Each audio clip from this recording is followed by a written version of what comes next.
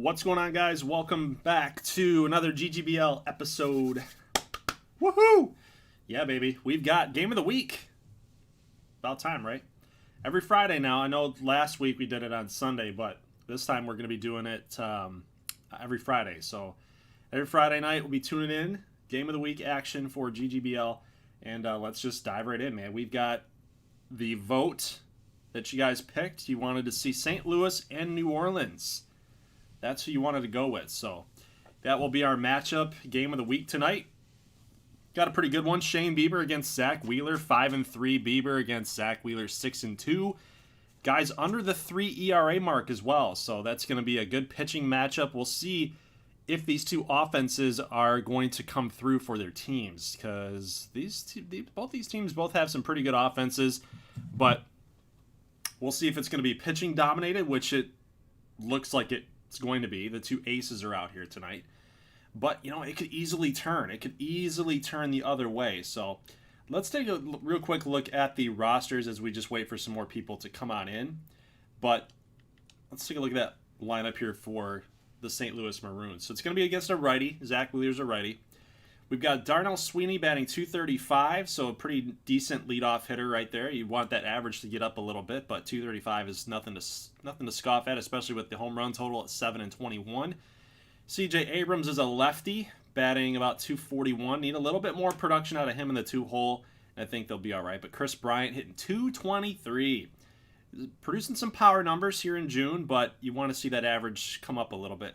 Kyle Tucker, this is going to be the one thing for the Maroons that I think they have the advantage of against the swing, is they actually have three really good left-handed hitters against their righties. So they got Kyle Tucker, Wendell, and then Jarren Duran. And then, of course, you have Andrew Donovan as an 82 overall player. Very well-rounded, .268, 4 bombs, and 20 ribbies, .268 batting average. And then another lefty here, Ji-Man Choi. So I think it's going to be, if I had to pick, I'd probably go with St. Louis in this game just because Shane Bieber is so dominant. But, you know, if you wanted to go with an upset, I think you could get away with it. Because let's look at the left-handers here for New Orleans. They're nothing to slouch at either, nothing to scoff at. You got Tommy La Stella, who's awesome in gameplay. Ryan O'Hearn's hitting .211 right now, but doesn't have a ton of playing time. He's splitting time with the other first baseman, I think, is DJ Hard. Actually, he's not even on the roster, so he's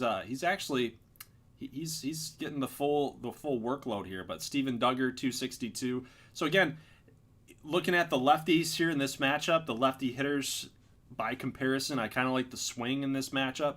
But at the top of the order, they have one of the best tops of the orders, 1, 2, 3, 4, that I've seen in this league. There's a reason why the Swinger in first place in the GGBL. There's a reason why. That Mountcastle, Senzel, Timmy Anderson, Luigi Mazza, I mean, there's a reason they're so good. So we'll have to see how this is all going to play out, but I'm giving you guys a little bit of extra time here to fill out the Google contest form that is now linked in the live comment section for you guys to go fill out. And again, there's just like 5 questions I think on here. So we got 12 responses right now. So the first one's who's going to record the most strikeouts? Is it going to be Bieber or Wheeler? Will there be a custom prospect hitting a home run? Who's going to win the game? And then how many home runs and how many total hits? And then, of course, the strikeout total. How many of those going to be in the game? Now, as far as custom prospects go, we saw a couple of them in the lineups here tonight. You got Mazza. That's the only guy that you're really like banking on for the swing. Now, for the Maroons, I think you're also only banking on one guy as well. So it's Ji-Man Choi. Now, granted, Jarrett Duke might come in as a pinch hitter at some point as well. So we'll have to see how that's all going to play out. But it's pretty much Donovan and Mazza are going to be your only hopes in that, is if you think that they are going to hit a home run. That's what you're looking at. And if you pick no, then you don't think that either of those guys are getting a home run tonight. Just as a quick reminder for those of you that might have missed last week's contest, there's only like 5 questions per week. So if you get a good run on correct responses, like in back-to-back weeks, like you're jumping into first place. I'm taking the top 10, and those top 10 at the end of the year, the end of year 3, will end up winning a 70 overall B potential player. So it pays to fill out these forms, even if you're just filling them out, just, you know, willy-nilly, not really paying much attention to the league or whatever. Just give yourself a chance. Fill it out. I posted on the community tab on YouTube, posted on in Discord, and every time that we go live, like 10 minutes before we go live, 5 minutes before we go live, I'll post it here in the live chat for you guys to go fill that out. So what do you say we just we go in here and we start getting this game underway? Right. Let's do it. Let's see the chat here first, though. How the hell's Mountcastle leadoff? I guess he's just a good leadoff hitter for him. They want to go with the power. Zach says I was here for the last one. I'm pretty sure it was DeGrom versus Syndergaard. It was.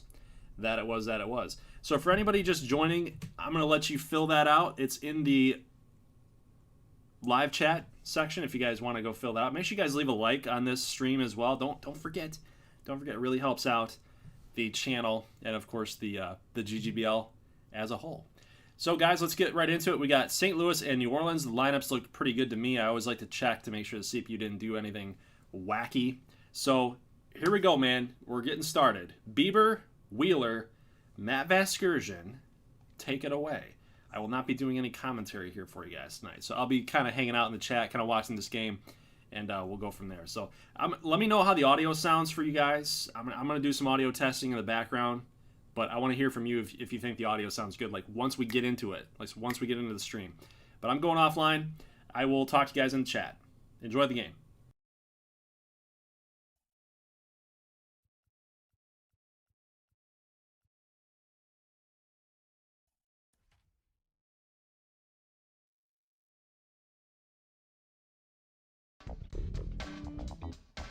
Afternoon baseball here on the show.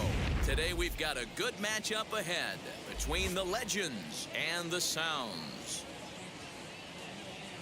We've got baseball on the show, and now, it's coming up your next. 2023 New Orleans Sounds.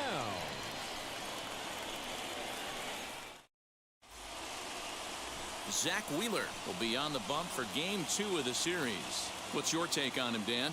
Hey, this guy's done a real good job on the year keeping the opponent's batting average down. Both righties and lefties coming into this one, hitting under 250 against this guy. He's been good all season long. Into the box, Darnell Sweeney, and we are ready for some daytime baseball.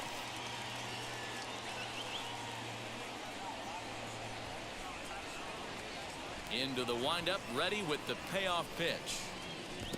Oh, and he lets him off the hook there as this isn't even close for ball 4. Batting second, the shortstop, C.J. Abrams. Now to bat, C.J. Abrams.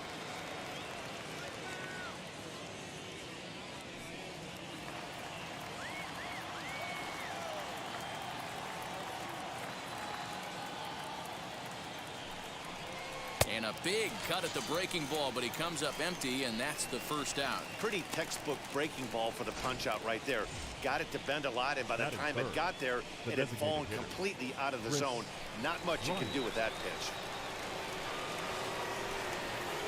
Now a throw over to first, and late reactions, and they got him. Well, this game is still getting underway, so maybe he wasn't quite awake yet over there at first. Hate to have a guy picked off, but I guess it's better in the first than in the ninth. 2 out, nobody on.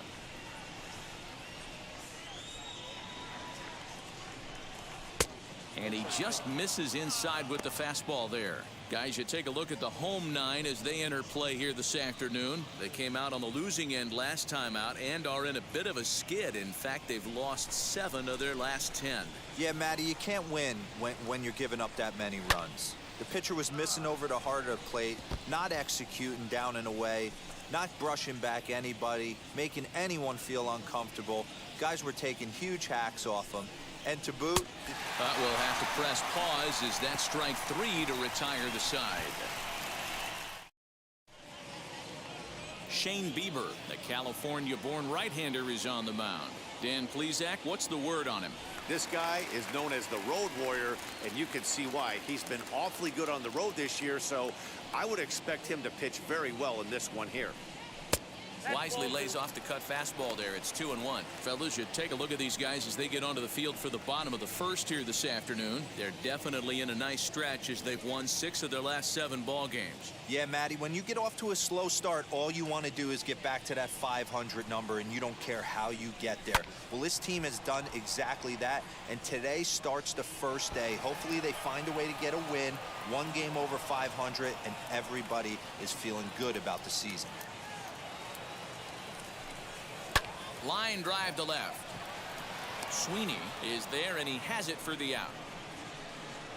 Batting Chance second. now to take a look at how the center home team fielder. lines up in this one. Dero, tell us about this lineup as they try to force a rubber match in the series. Well, Matty, the old cliche goes battlers, grinders. I know it gets old saying that, but that's the exact description of what this lineup presents today to the opposing pitcher. They do not strike out. He is going to have to grind. He is going to have to keep the ball in the ballpark, and his defense is going to have to be on point. Just not able to let that breaking ball travel enough right there. You could see his eyes light up when that popped out of the pitcher's hands, and he just hooked it foul. And a slider runs away from him there, and the count levels at 2-2.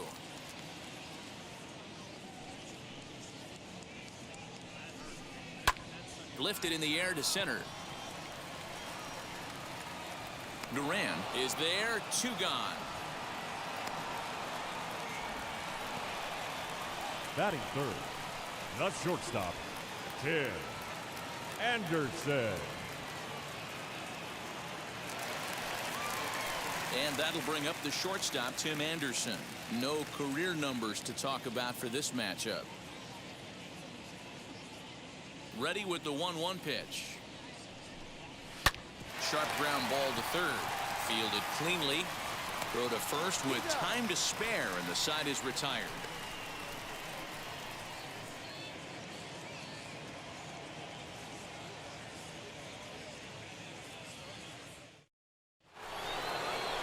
Now at the plate is Kyle Tucker, and he's carrying a batting average of just over 300. So clearly he's been a productive player with the bat in his hand so far.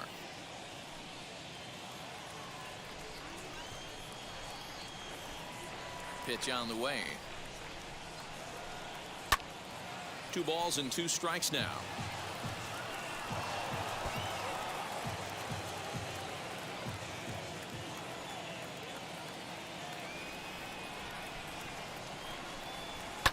And another foul ball.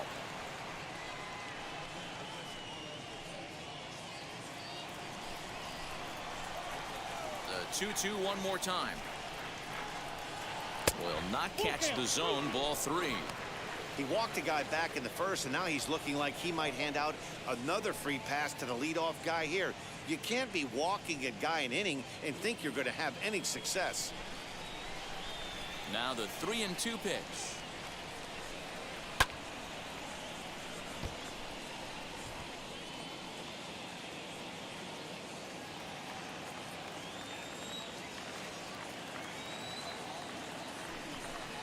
And he could only battle for so long as he's finally set down here after an 8-pitch at-bat.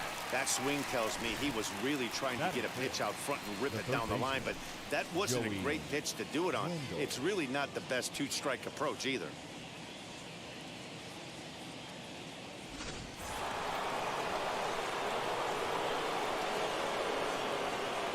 Into the box now, Joey Wendell.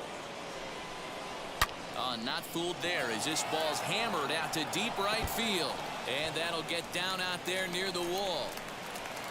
And he is in at second base with a 1-out double. That base hit was screaming off the bat, and our show track technology more than confirms it. 111 miles an hour was the exit velocity of that line drive.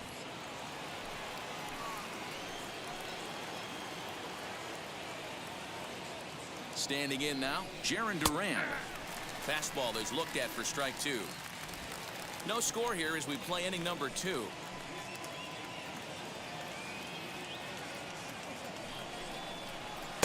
Outside in a full count, 3-2. Well, you don't see it all that often, but this might be a good time for a 3-2 change. If he can locate it, it's nearly impossible to hit. Now the payoff pitch home. ground ball sent back up the middle. A dive, but it's off his glove, and he'll reach first safely. Boy, you know, Dero, every pitcher loves that. Shortstop does a great job just to knock that ball down and keep it from the outfield to keep that runner from advancing all the way to home. Yeah, and as a former middle infielder, Dan, we love this stuff. This is what gets you jacked up, trying to save runs for your pitcher, give you another chance to execute and get us out of this inning. And it's up to a 3-2 full count now. With 2 strikes now and a runner at first, do you go for the strikeout or you're still looking for the double play ball? Good time to try to put the ball down in the strike zone. You can either get a strikeout or potential double play ball. Filthy changeup that time, but he's able to make contact and he'll get another chance. Runners are at the corners with 1 man out.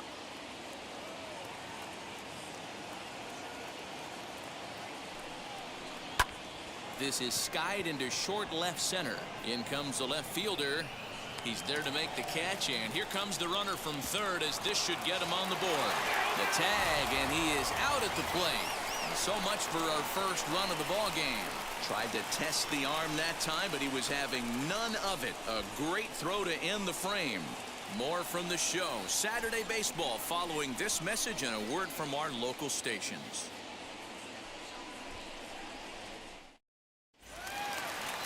So here's the cleanup hitter, number 28, hitting a little over 250 coming into action in this one. The 2-1 home. Loud contact there, but it's well foul.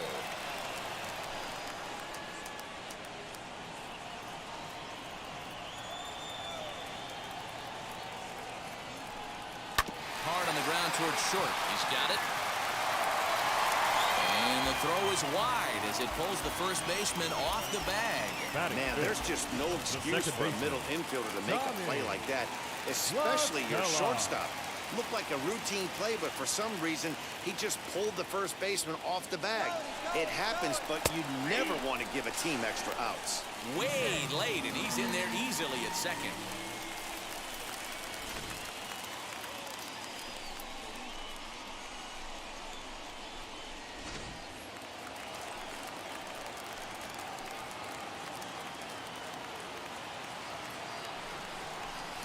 And he fouls this one off.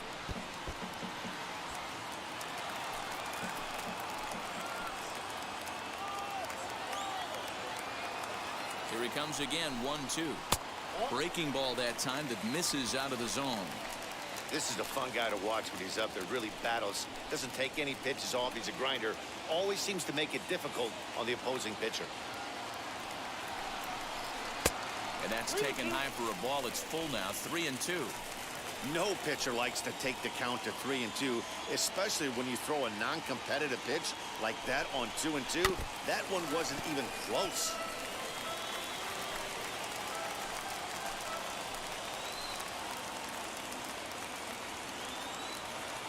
The payoff pitch one more time.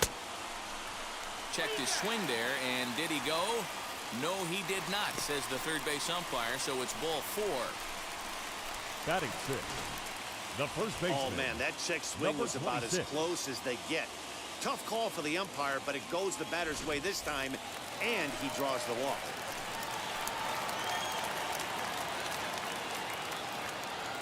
At the plate, Ryan O'Hearn. No offer on that one. 2 balls and a strike. Great chance right here as a hitter to be really aggressive. With 2 guys already on, pretty good shot. He's going to get a challenge pitch right here. All even now, 2-2.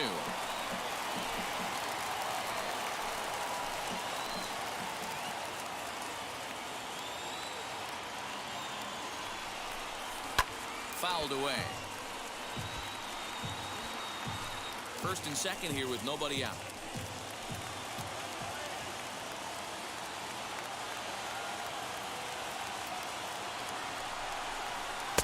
Too high, ball 3. I don't think he can afford another base runner here, so whatever pitch he feels best about, whichever one he feels most comfortable with, that's the one I expect him to turn to. Too close for comfort, and he did a good job just to make contact.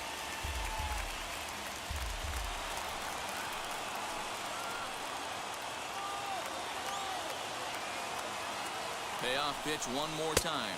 And they really bunch him up on that one as he swings and misses for the first out. Just tied him up with that last pitch. Pretty evident by the swing. Sometimes guys get in that protect mode so much that they're swinging at everything that they see, and they end up offering it pitches that they can't possibly do anything with.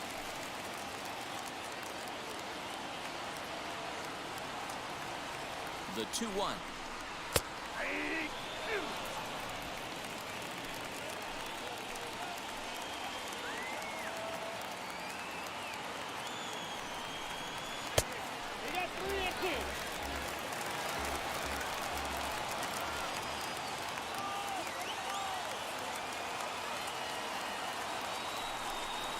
Strike 3 called, and now he's 1 out away from getting out of this. Big strikeout for the second out there, but he's not out of it yet. We'll see if he can feed off that K, wiggle out of the jam, and keep this game tied. So now here is Valentin looking to put them ahead early with this at-bat.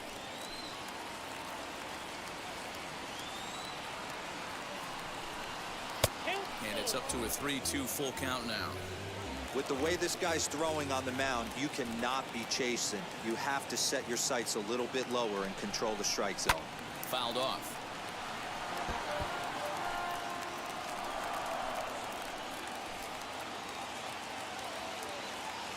He's set. The 3-2. That's popped up. And that's going to land foul.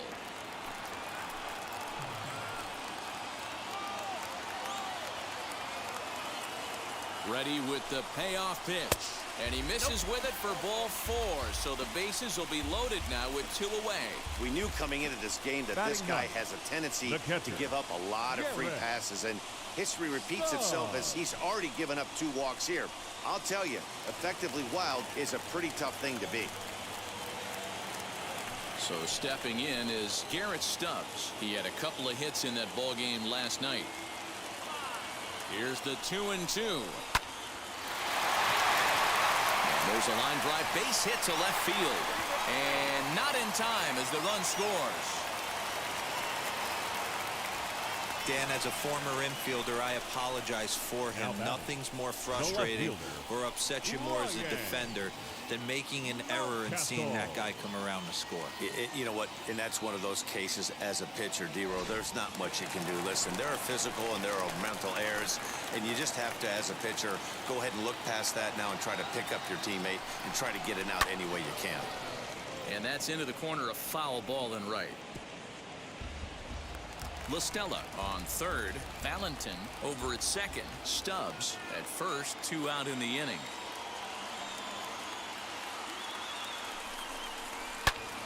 Again, he sends it out of play.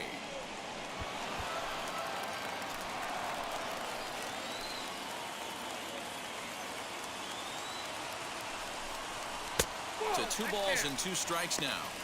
Boy, his pitch count has really spiked here in this inning. He's up to over 50 already. The 2-2 pitch.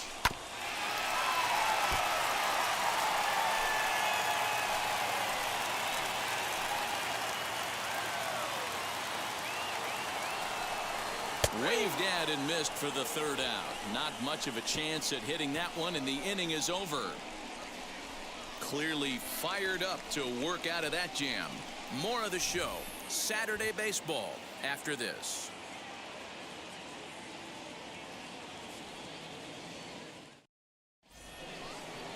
And now, Ji-Man Choi, and he's a guy looking to break out in a big way. Hasn't been getting the results he or his club have been hoping for. Hit the target, but this is low. 2-1. The offense better get it going right here, because they certainly can tell from their dugout this guy is carrying himself with a presence out on the mound. He's got feel for all his pitches. The 2-2. And that's a swinging strike 3 in the dirt. But the throw is late, and he's aboard after the strikeout. So they'll slap an error on the catcher there, and you can tell he's not happy back there. So the next to bat will be Francisco Alvarez. And as you check out his righty-lefty splits, no surprise that he hits better against southpaws than he does against right-handers. He's set. Here comes the 1-1. Here's a swing, and oh, man. Way out of here.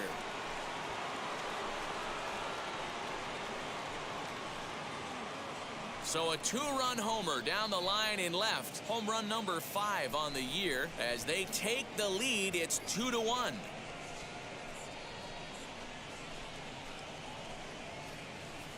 When you're facing an elite starter, you know runs are going to be at a premium. I don't know if this shakes the starter's confidence, but you know what it does? It certainly boosts the confidence of the guys in your lineup.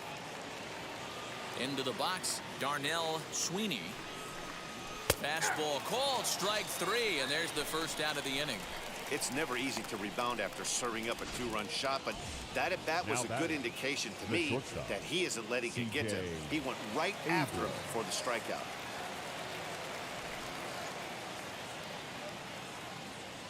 The 1-1. Down the first baseline, reined in, and he'll step on first for the out, 3 unassisted. Not a lot you can do with that pitch. That fastball just ate him up inside and gets the soft grounder for the out. Hit sharply on the ground, and that finds its way through for a base hit.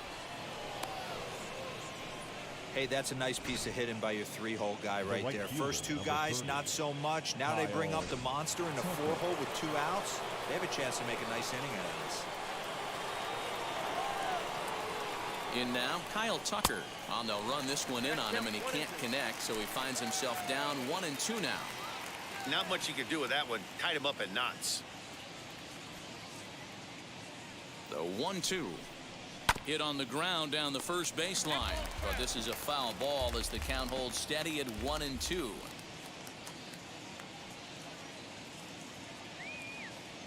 Working for the punch out and the offering.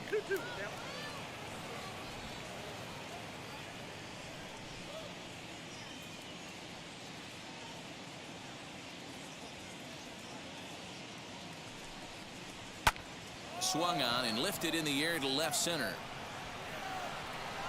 Mountcastle gets under it and makes the catch to end the inning. But 2 come across to score in the inning, courtesy of this 2-run home run. Ready to go for the last half of the inning, and at the plate will be the speedy outfielder, Nick Senzel. And now a curveball that's low and in the dirt for a ball. It's 2-1.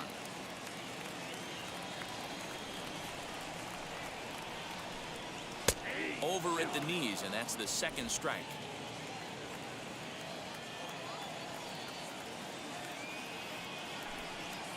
And it's fouled away.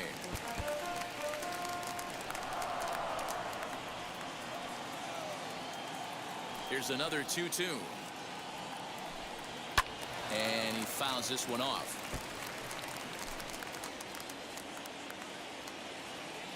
Into the windup. Here comes the 2-2 pitch. You can certainly tell at bats like this one frustrate the heck out of a pitcher, but you got to find a way to stay composed and execute your plan. Hot shot on the ground is short, and that's a base hit, so the pressure's on to open up the inning. So a long at bat has a positive dividend when all's said and done. Yeah, absolutely. They're not all beauties in the box score. He's able to get that ball through the left side for a base hit. Way to grind it out. To the plate now, Tim Anderson. 1-2 now.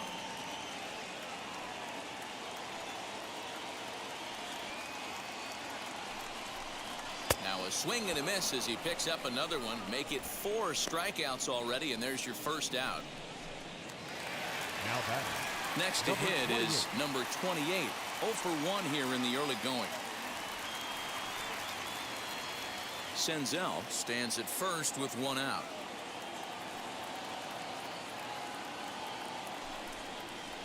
And it's 1-2.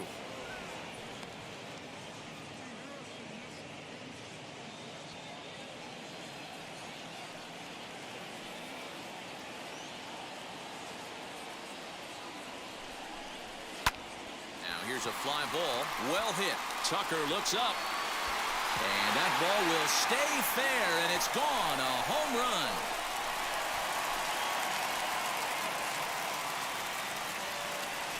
So a two-run homer down the line in right field. Home run number 9 on the year. As they have taken the lead, it's now 3-2.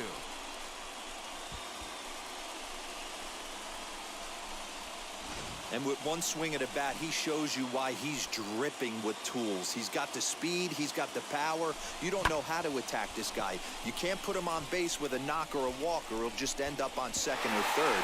And if you leave something over the heart of the plate, that's what can happen. So now to the plate, Tommy La Stella. And now a fastball, but he's able to hold off on it, and it's 2-1 now.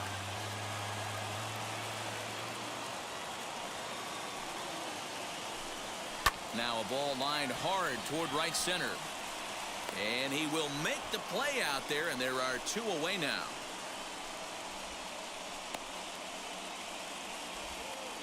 Now batting, number 26. And now in the box, Ryan O'Hearn. 0 for 1 for him here in this one. Bases are empty here with 2 men out.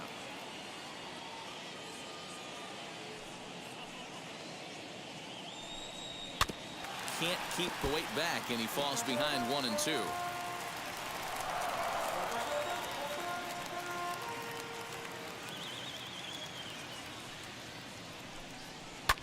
Swing, and he launches this one to deep left field. Sweeney has to retreat to the track, but he has it to retire the side. But 2 come across to score in the inning, courtesy of this 2-run home run. We played 3 full. It's now a 3-2 ball game.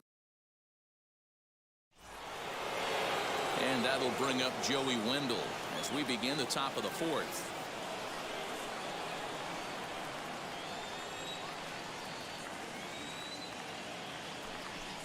And, oh, he can't get out of the way of that one, so the leadoff man will be on to open the frame. And sometimes when you're down like they are, you've got to find a way to spark your offense any way you can.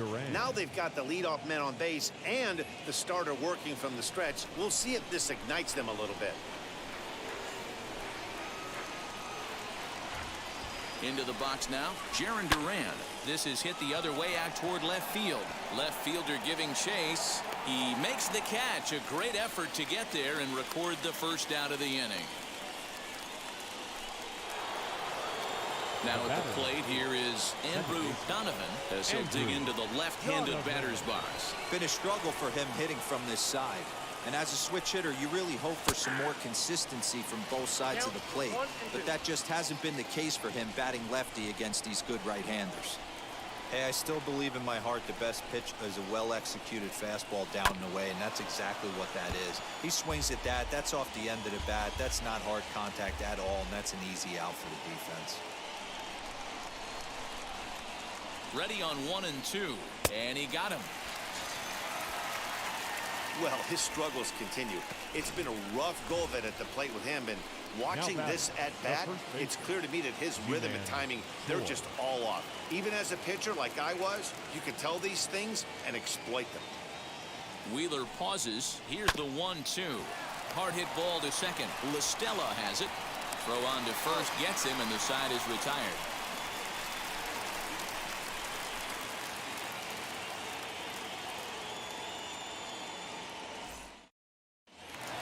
Ready to go in the bottom of the 4th, and that'll bring up the outfielder Steven Duggar.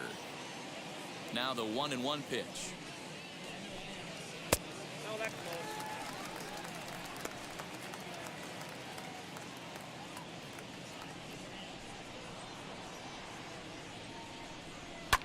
close. Lifted down the line in left. Left fielder is on the move. He's there and records the first out.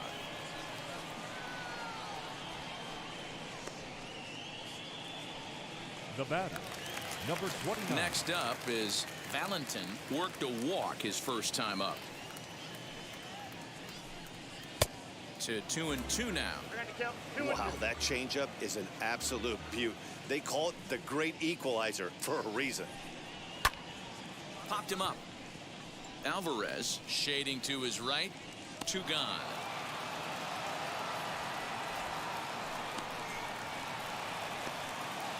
Now batting, catcher.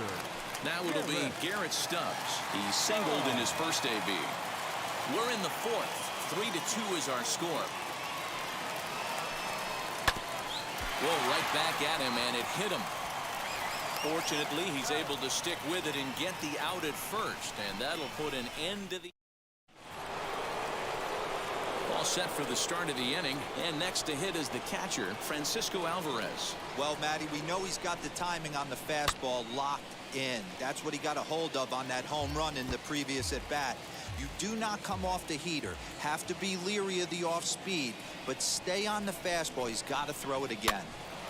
Popped up, and this is taken in for out number 1. Next, it'll be Darnell Sweeney. Comes into this at-bat 0 for 1 in the ball game. A ball and 2 strikes. Some action out in the bullpen. Couple of right-handers starting to loosen up. 5th inning of play here in a 3-2 ball game. And there's a fastball well off the plate inside.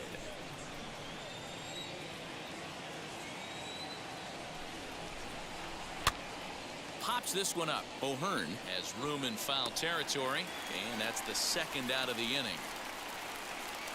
Now batting, shortstop, CJ. Base is empty, 2 away, and batting next, the speedy middle infielder, CJ Abrams. A bouncer to the left side. Throw to first beats him easily, and the side is retired. Nothing across here this half. Home half of the 5th coming up. That'll bring up Ryan Mountcastle. He went down on strikes in his last at-bat. And you can live with punching out with the bases empty, but in his last at-bat with 2 runners in scoring position, you cannot go down not putting the ball in play. Too much on the line, too many ribby opportunities out there to swing and miss in that spot. Looking to punch him out again. The pitch. Hit on the ground to third. And a base hit, so the leadoff man is on to begin the inning. You don't see that too much in today's game. Most guys, it doesn't matter what the count is. They're looking to line him, drive the ball out of the ballpark. Not the case here. Good 2-strike adjustment, able to punch a ground ball through a hole for a single. At the plate now, Nick Senzel. 1-2 now.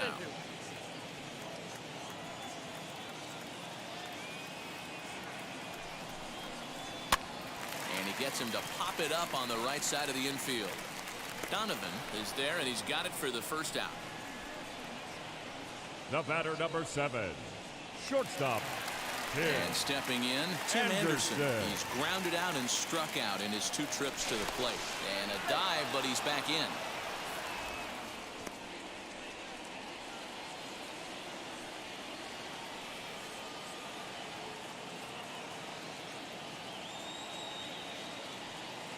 The 1-1. Mountcastle, the runner at first with 1 gone in the inning.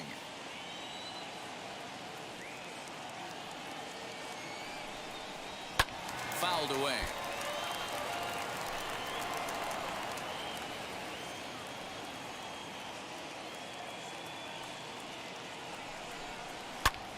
Again, another foul ball.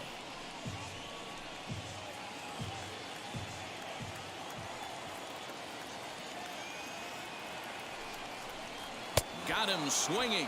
Chased it well out of the zone, and there are 2 gone. That was a good job there of using the batter's aggressiveness against him. He was putting up a good fight and fouling a lot of balls off. So as a pitcher, it's a great idea to expand the zone even more and make the hitter really chase after something that's even hard to foul off. Now a fastball gets the upper part of the zone for strike 2. And here in just the 5th inning, this will be pitch number 100 here. Boy, pitch count up near 100 right now, D-Row. And this is when you try to get to a good starting pitcher. Right now, looks like he's running on fumes.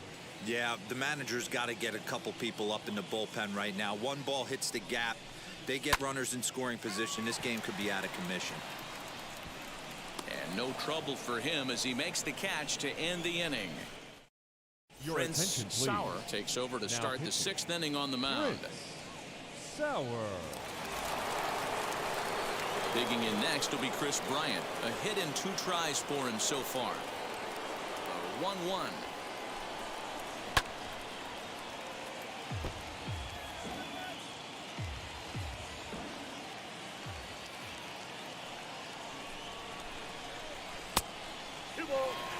Now some action out in the bullpen as a lefty and a right-hander begin throwing.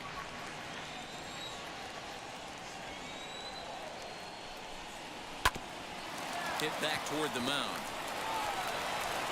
Throw to first gets him, so the leadoff man's retired here to begin the sixth. So now it'll be the 4-hole hitter, Kyle Tucker. No hits in 2 trips to the plate for him in the ballgame. Fouled off. 3-2's our score here in inning number 6. Pulled toward right center field. Senzel arranged to his left and put it away. 2 down. The batter. Joey Wendell digs in now. He hits with 2 away as they continue to trail in this close game. Well, Matt, this has been a big inning on the mound. He's had to face the middle of the order, and so far he's held them at bay. Yeah, this feels like the kind. And we'll just leave it there as they make the play to end the inning. Jake Arrieta enters to do the pitching in the bottom of the 6th. Bottom of the 6th inning now, and that'll give way to the veteran second baseman Tommy La Stella. Now the 1-1 pitch. Hit hard down the line, but a foul ball. 1-2 now.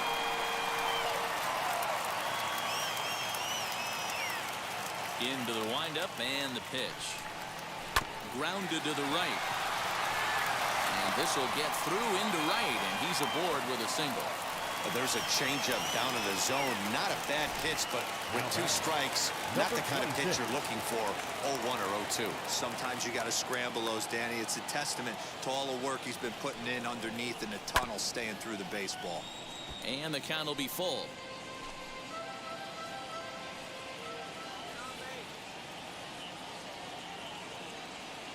He's set. Here's the 3-2, and that misses for ball 4, and it's 1st and 2nd now with nobody out.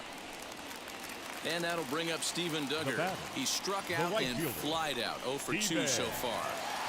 Duggar.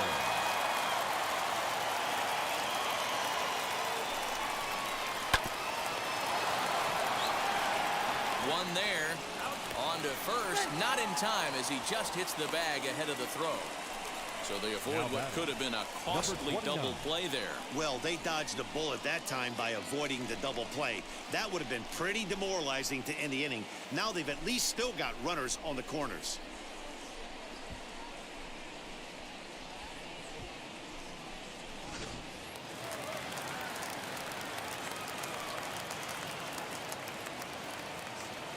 Into the box, Valentin on the ground to the right side. Dive, but it's in and out of the glove, and the run should score. And the run will score from third to make this a 4-2 game. Now batting, the catcher, Garrett Stubbs. Stepping in now, Garrett Stubbs. Swing, and he puts a charge into this one. High and deep, and you can't forget about it. This ball is gone.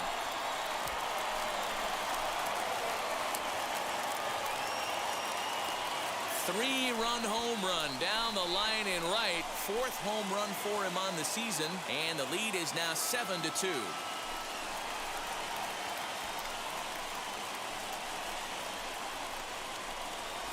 No doubt if that one's fair or foul, everyone in the stadium could hear that loud doink, and that's music to a hitter's ears because that's a homer.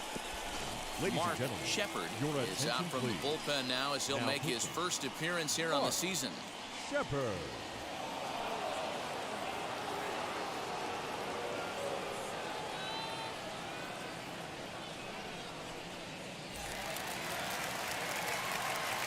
In now, Ryan Mountcastle. A swing and a ball into the corner that hooks foul. 4 runs here in this half inning. Big swing and a miss at the knuckler, and now there are 2 gone.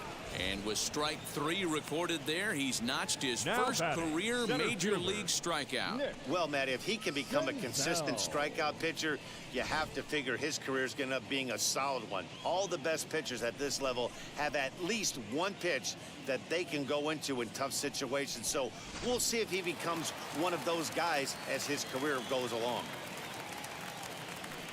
At the plate, Nick Senzel. And here's a ball hit in the air. But this will wind up being a foul ball. The payoff pitch one more time. Fly ball right down the line in left. Left fielder giving chase. And he makes the catch in the corner. But the big blow of the inning comes right here. A 3-run home run. The 6, 7, 8 hitters coming up to start the 7th. It's leading off the inning. It'll be Jarren Duran, and they could use a spark from him here. Hey, this is where you go up there and you just focus on doing your job. Turn the scoreboard off in your head. I know you're down a lot, but you have to have one quality at bat followed by another quality at bat. Don't give any outs away. No ABs go unnoticed right here. And the throw to first is in time, so the leadoff man is gone here to start inning number 7. Number 8, second baseman, Andrew Donovan. Now to the plate, Andrew Donovan struck out in his last trip to the plate. Bases are empty, 1 man out.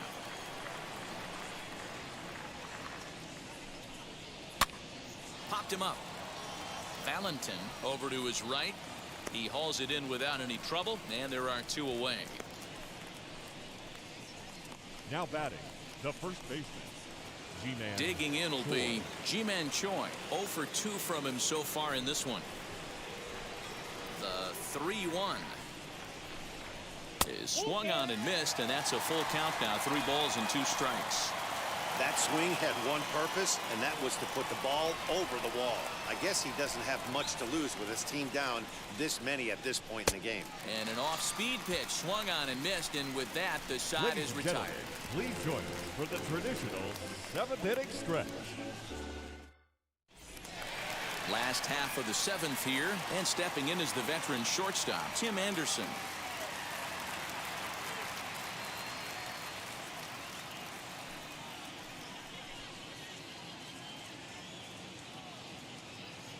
From the windup, the 1-1 pitch.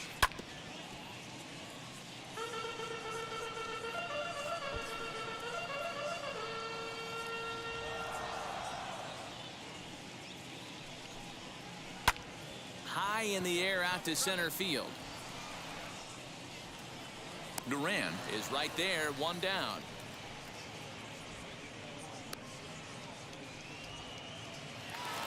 Next will be the cleanup hitter, number 28. He homered back in the 3rd inning in this one. 1 out, nobody on. Now a swing, and the barrel of the bat breaks in 2 that time. And quickly there are 2 away. Oh, that'll make you smile as a pitcher. You make a good pitch, you blow the guy's bat up, and then you make the play yourself. In your head, you're thinking, nice swing, Meat. No offer on that one. 2 balls and a strike.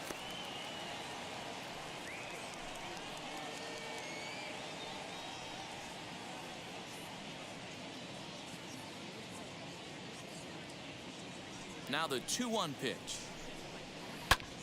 Pulled toward right center field. Tucker waits on it, and the inning is over.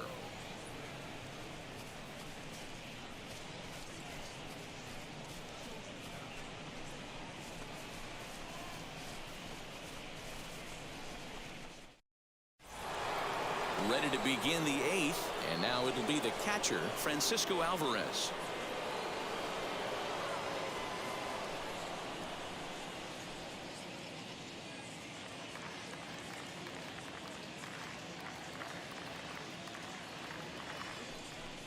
And a changeup swung on and missed for the first out. Time to give you a look now at the numbers for our 2 starting pitchers, and really nothing to write home about on either line, as neither guy was able to last even 6 innings.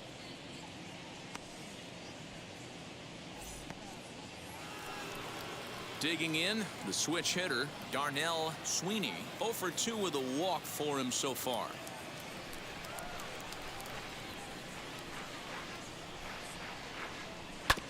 This one's down to third. Fielded cleanly. Throw on to first. 2 gone. Now back, the pitcher, C.J. Abrams. The batter will be C.J. Abrams. 2 away here in the 8th, and time's running out on him, Danny. Yeah, they don't have a lot of outs left to work with, so it's time for someone to make something happen if they're going to get back into this thing. And it's fouled away. 2 out, nobody on.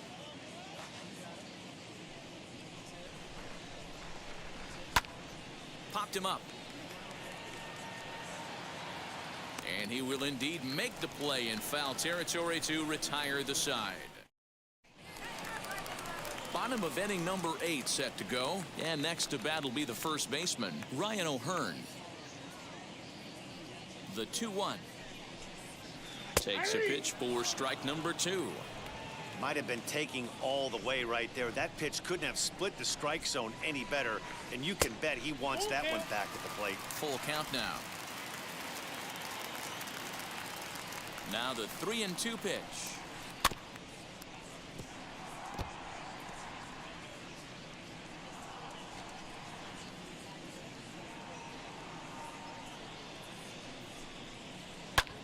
That's lifted the other way out to left.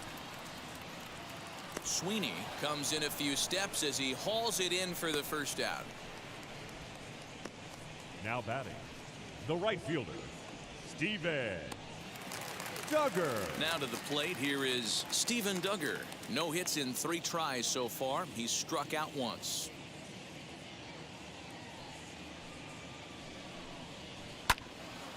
And he'll fall behind now to 1-2.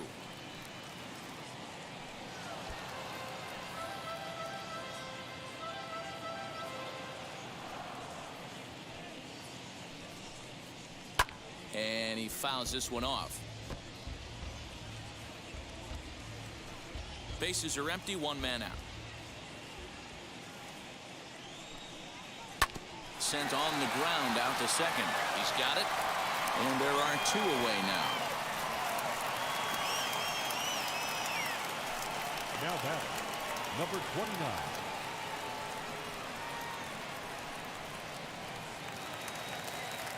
Up next, Valentin.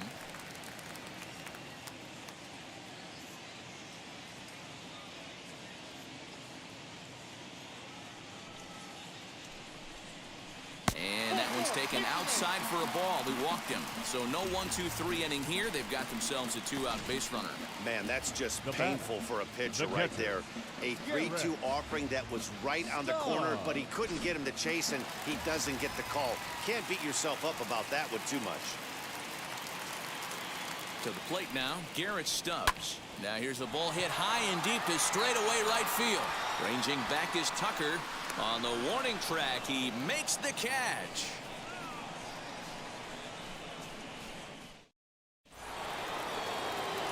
All set to start the 9th in this one, and that'll bring up Chris Bryant.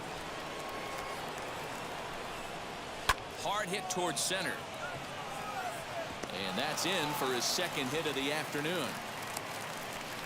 Dan, right here you see a situation where the no doubles defense comes back to bite you. As a pitcher, were you even aware when guys are playing a foot off the track? I'll be honest with you, Dero. You're so concerned about on the mound trying to get that white ball to that dark brown or black glove that I never really ever turned around to even notice where they were playing. I was concerned about getting the guy out swinging the bat.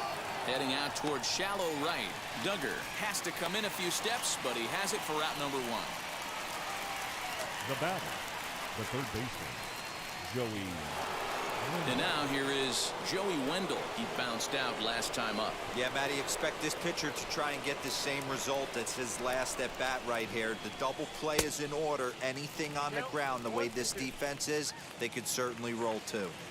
Good thing he didn't make contact with that pitch. Only thing he could do is probably hit that on the ground. It could be a double play ball.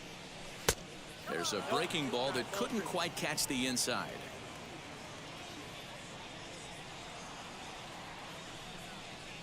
swing and a miss on the fastball that time. Out number 2. In a double play situation, you kind of expect most pitches to be down in the zone, hoping for a ground ball. So that was an interesting pitch selection to go up in the zone. I think he caught him off guard a little bit.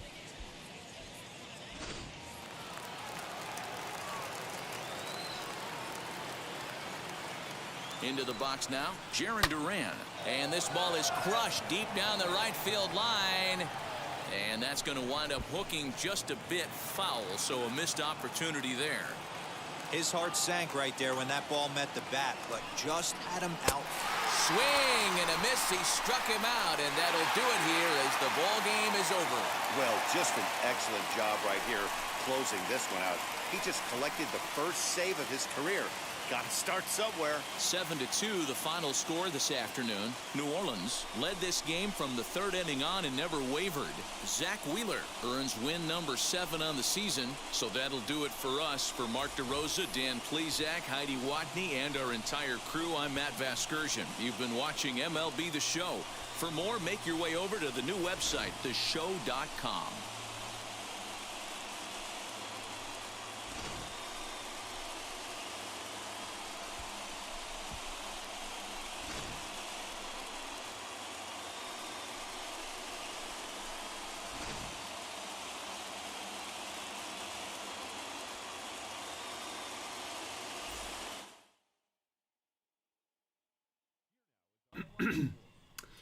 All right, guys, what a good game. That was a pretty good game. Outside of the score being 7-2, I thought it was pretty entertaining. You had quite a few home runs. I think 4 in total. Mazza had 1. Who else had 1? You had Alvarez get New Orleans, or St. Louis started early. And then you got Stubbs with a homer. Yeah, Mazza with a homer. I think he had 4 home runs in that one. But we'll take a look at the box score here real quick and see if how much is that true. But for the Maroons, 10 total strikeouts today. Just couldn't score with runners on in scoring position, I should say. Prince Sauer, this guy's not real, okay? This is a CPU-generated guy. I'm pretty sure it's CPU-generated. I'm going to go on that limb. I have a feeling that he might be a custom guy that somebody made from year 1. I couldn't tell you, but Andrew Donovan was just not good today either. He's down in 263 right now. Donovan 0 for 3. Choi 0 for 3. So remember when I said the St. Louis Maroons is lefties? It's like the Goldglover 9 curse or something, man. It's like once I pick dudes to do well, like Duran, Donovan, and Choi, the 3 lefties that I liked right there. Then again, you had Tucker, Wendell. Also 2 guys that were lefties in this line. I'm thinking that they were going to match up against Zach Wheeler pretty well. They just didn't do anything. They did nothing. Like, look at that. I think so. Wendell and Duran only had 2 hits out of 2, 4, 5 of those players. They had 2 hits. It's crazy. It's crazy. It's a GG9 curse, man. But Bieber had 5 strikeouts today. Arrieta came in and just blew up. Only went a third of an inning, giving up 4 earned. The big home run coming off the bat of Stubbs. Mountcastle had a hit and lead off. Senzel was 1 for 4. Anderson went over, but it didn't matter because Mazza had the 2-run home run. LaStella got on base as well. And then Stubbs went 2 for 4 today. So that was a nice little surprise at the lower part of the order there for New Orleans. Looks like we had 3 home runs. We had Stubbs, Mazza, and Alvarez. So that's the game analysis, man. Wheeler was good. 6 innings. And you know who was really good? Prince Sauer. I think Prince Sauer was kind of the MVP of that game, in my opinion. I don't know. What do you think? I might give it to him. Zach Wheeler was great and all, but it's like, Zach, this is what you do. You know what I mean? This is what you do. Stubbs, you could give that, player of the game to him as well, going 2 for 4 with 4 ribbies. But Prince Sauer might be the sneaky little X factor in why they won this game today.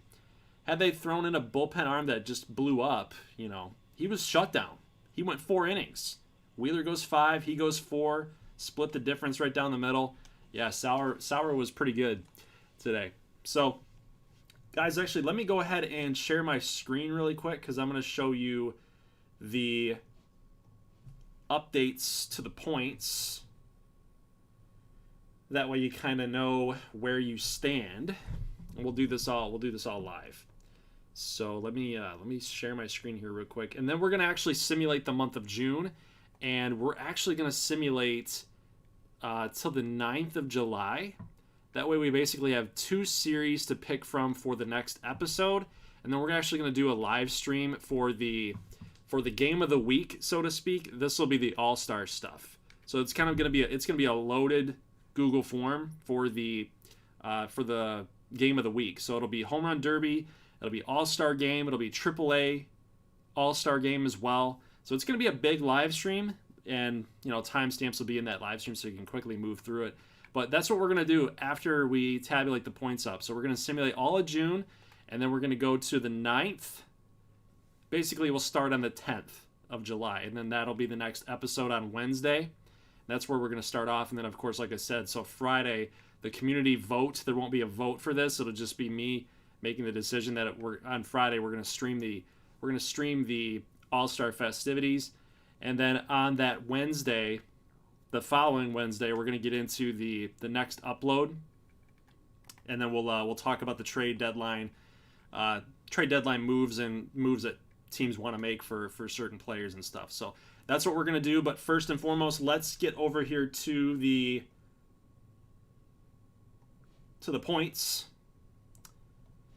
Let's update this. So this is as of week 1. So these are week 1 standings here, guys. We had Dalton, Jet, and Nathaniel and Dia, all with 3 points. Aiton with 2, Zach with 2, and Wavebreak with 2. Wavebreak actually missed this week, so we'll see where he falls into the standings. But let's take a look now. We have Aiton still participating. He guessed Shane Bieber.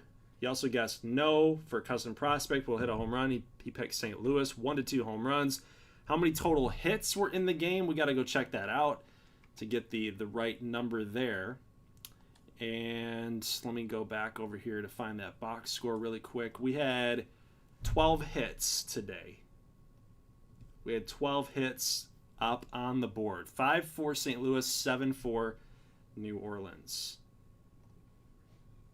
So let's go back here. So we had 12 hits. So the 11 to 15 group is actually going to be the ones that won that.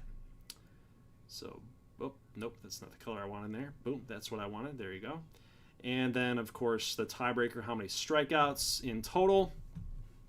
So we got to go back to the box score here. This is not just starters. This includes relievers as well. So you had 10 strikeouts for St. Louis and 6 for New Orleans. So 16 total strikeouts.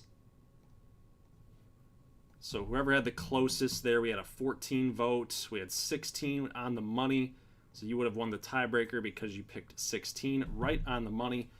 That would be Sequestral, but he didn't get a single one right. So the tiebreaker doesn't apply to him anyway. So you got to take that off real quick. So we'll figure out the tiebreaker here a little later. But all right, let's take a look here. So Aiton had no points today. Dalton, he played last week. He's got 1 here. He picked 3 or more. That's 2. 3 points for Dalton. So he's now up to 6.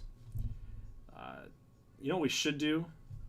Keep these in week 1, week 2 points, week 1 points. That way it's tracked. So he had 3 for Dalton. He had 0 for Aiton. We're actually gonna bold all of that for you guys there. And next batter up would be Nathaniel. What did he pick? He had nothing going on there. Nope. He also didn't get any points for Nathaniel. He's at a 0. Dia, what did you have? You had 3 or more for home runs. You got that right. And then 11 to 15. So you got 2 points this week. That's 2. Zach. I know Zach was playing. Where's Zach at? Zach's right here. He picked the swing. He got 11 to 15. So he's got 2 points this week. Wave break, I know, had 0. He didn't get his picks in. And then we got some newbies here, right? So David Ott, what did you pick? He got 0 this week. So we'll add him to the list. We'll say NA, did not play. He got 0. Sports Gaming Josh, you picked yes for custom prospect, 3 or more home runs, 11 to 15 hits. That would be 3 points for you, sir. Sports. I'm just going to call you Sports Josh. Sports Josh. Shane Raditz, yes for prospect, home run, swing, 3 or more, and 11 to 15. So you went off today, Shane. Shane Raditz went absolutely crazy today. So he had 4 points today. So we'll say Shane R. N.A. He should be like right up there competing for the lead. Now look at Zoomer, by the way. He got everything right. He got all 5 right. He had Wheeler, said yes to prospects. Yeah, man. So Zoomer had 5 this week. Justin Arth, you had 0, sir. Dang it. I'm rooting for you, man. I'm rooting for you. Okay, let's see. Quest, what did Quest get? Quest got nothing. Quest got nothing either. 0. War Thunder dude had Wheeler and the New Orleans Swing.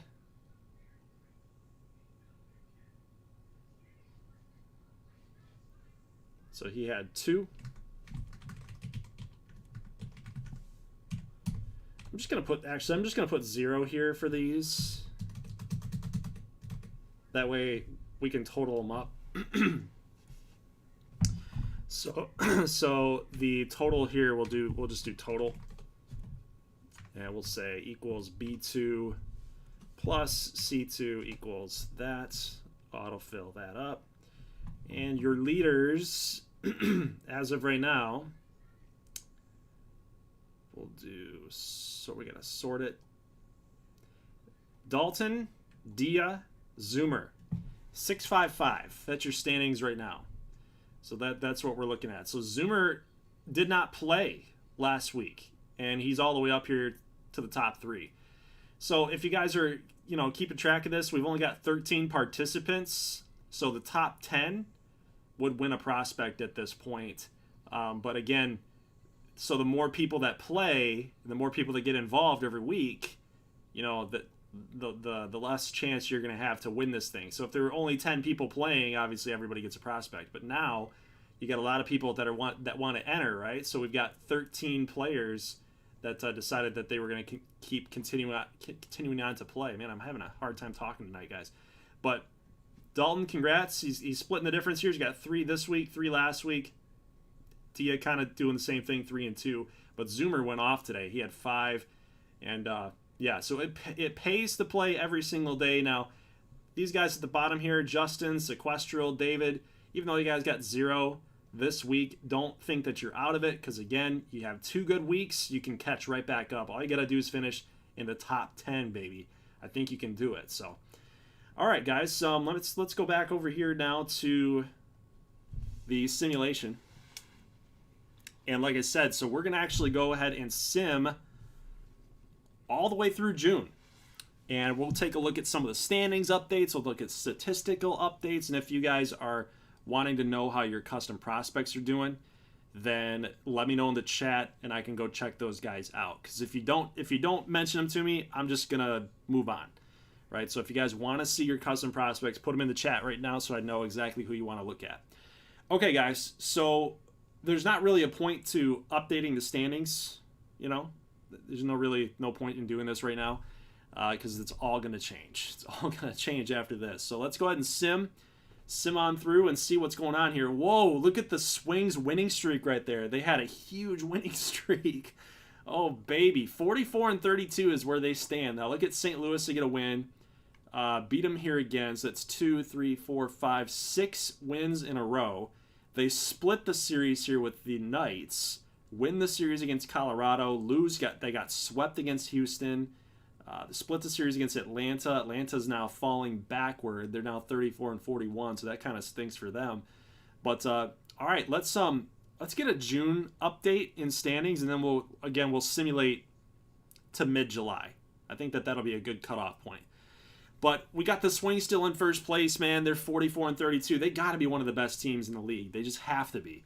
The Maroons now 34-42, 8 games back of 500. The Heat are kind of, they're middling as well, 35-39. The Hatters only 2 games above 500. Copperheads are hanging in there, man. I've always liked the Copperheads. I've always liked them. I was wishing that they actually, were performing a little bit better in the early going of the spring.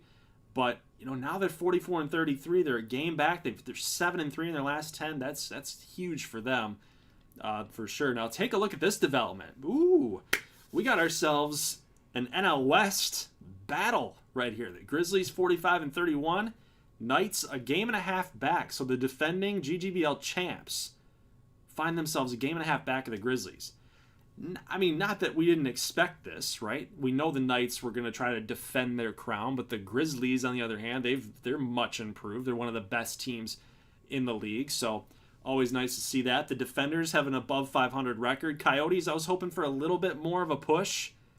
Yeah, Sports Gaming Josh says, come on, Yotes, don't fall like last year. It's nuts, man. They just can't seem to get over the hump. They're consistently that 500 ball club, man. They just cannot get anywhere. Let's take a look at the NL East. You got the Good Boys, 3 games under 500. We're 8.5 back from the Blue Sox. They are crazy. The Blue Sox are nutsos. It's like, you look at that roster and you're like, even in the preview that we did a couple weeks ago, even when I was talking to Portugal and I was talking to Dalton, we're trying to figure out, like, why are the Blue Sox, like, so good? Like, everybody got better in the offseason. It seems like the Blue Sox just kind of held on to their pieces, didn't do too much. They're 14 games above 500. It is crazy out here what they do. They just do what they do. Moonshots I'm a little disappointed in. Yeah, they went 6-4 in their last 10. Now, Good Boys went 8-2 in their last 10. They're hot right now, so we can make a little bit of a push, but 8.5 is really hard to make up. But it seems like that NL East is now getting a lot more competitive, to where every team is giving each other a dogfight. No pun intended for the Good Boys there, but the Blue Sox seem to be just the class of the division for sure. Now take a look. We got the Emeralds 41-35. They are in first place by a game, and it's starting to get tight. And unfortunately for Hawks fans out there, and I know that there's a few, they're 7.5 games back, 34-43. That is a disappointing season, man. It's for the first half, I should say. Now, anything can happen. Anything can happen. A good trade, a good call-up. Something's got to turn for this Hawks team. I think they can do it. They got the players. They got Mookie Betts, Han Berger, Reagan Landish. We're going to see how those guys are doing. But, man, what a tight AL West here. You got the Firebirds 2 games back, Spirit 2 games back, Nuggets a game back, and the Emeralds in first place, 7-3 in their last 10. Gotta wonder if Kenneth Alexander Jr. has kind of taken his game to the next level, right? So he was hitting 199 at the beginning of June. So we'll see and get a month update on him. But, kudos to the Emeralds for getting back to first place. Now the Breeze and the Jacks, those two were kind of jockeying position there in first place when we saw our game of the week just now. The Jacks are, I think, a half game back of the Breeze, and now they've just fallen off. So the Breeze at 47-30. I think that is the best record in the GGBL. So I think that's even better than the West, I thought, right? Yeah, it is. They've got 47 wins, man. They're the best team right now. The Chicago Breeze. I can't say I'm surprised. They did so well in the offseason with their draft, with Trey Mashburn. I think they acquired some pitching as well. They're a good team, man, and they're back. From year one, they're back. Maples at 32-44. I don't really know what's going on with Wisconsin. I can't figure this team out. It feels like everything that we've done for them to try to get them to the next level, they just can't seem to do it. But Cardinals are a big disappointment in my mind. 10 games back of 500 with them. I mean, this team made it to the ALCS last season, right? So it's kind of a disappointment there. The Jacks, though, are playing good baseball. I'm impressed with what they're doing. Now, let's go to the East side of things. Look at how competitive the East is. Like, the Swamp Monsters are in first place, and they're only a game above 500. So if you want to say that the East is the weakest division in the AL, I don't think you'd be wrong in saying that. I think it's probably one of the most competitive. I think you have to say that. It's one of the most competitive because these teams are so even. Now, the Revolution are only 4 games back, but there's 7 games under 500. I think they're just beating each other up. You got the Hammers, the Mallards, Revolution, Swamp Monsters. They're all fairly competitive against each other. And, of course, in baseball, you play your divisional opponents the most on your schedule. So I think that those divisional matchups are just like, they're just killing each other, man. And it's really hurting their playoff chances. Especially when these other leagues, these other divisions in the AL are like stacking wins. The wild card's probably coming out of the West, in my opinion. Wild card's probably coming out of the West instead of the East, but could be wrong. All right, so let's go ahead and simulate all the way to the 9th, and we'll get another little standings updates to see just what exactly is going on here. And this is where we're going to pick up gameplay on Wednesday. So next Wednesday, we're going to pick up on the 10th, the 11th, 12th, 13th, and we're just going to find some series that would be kind of cool to watch. Like for Pittsburgh, we haven't seen them in a week. I might show Pittsburgh, New York, because I haven't seen New York this season. Actually, that's a lie. Did we see New York already? Have we seen New York? I don't think we saw them in week number 1 of action here, but should be some good games. You've got the Mallards and the Phoenix Firebirds. That would be a cool one to watch at Phoenix. Chicago at Las Vegas would be interesting. Chicago and Indiana, we've already seen that one multiple times. But you guys get the idea here. So that's kind of what we're going to be looking at. Well, the next upload on Wednesday, you'll be looking at this week of action. The Friday, like I said, will be the live stream of the All-Star festivities. So let's get another little quick standings updates, and then I'll look at rosters and statistics and all that and get you guys your updates. So Maple's still in last place. They couldn't do too much in a 2-week span. But again, look at the last 10. Cardinals vaulting themselves back up 8-2, so they're fighting, but Breeze are still on top there. Emerald's still hanging on, 48-37. Now they're only a game ahead of the Firebirds still, but the Spirit and Nuggets have fallen back. Remember, they were 2 games back, now 4.5 back. Emeralds continue to play well, so that's interesting to see. East still tight. The Pizzazz 33-50. They're 17 games back of 500. They're just not good this season. So Swamp Monsters playing well. The Knights are kind of falling a little bit. They're 7-3. They can't keep up. They can't keep up with the Grizzlies. They're 8-2.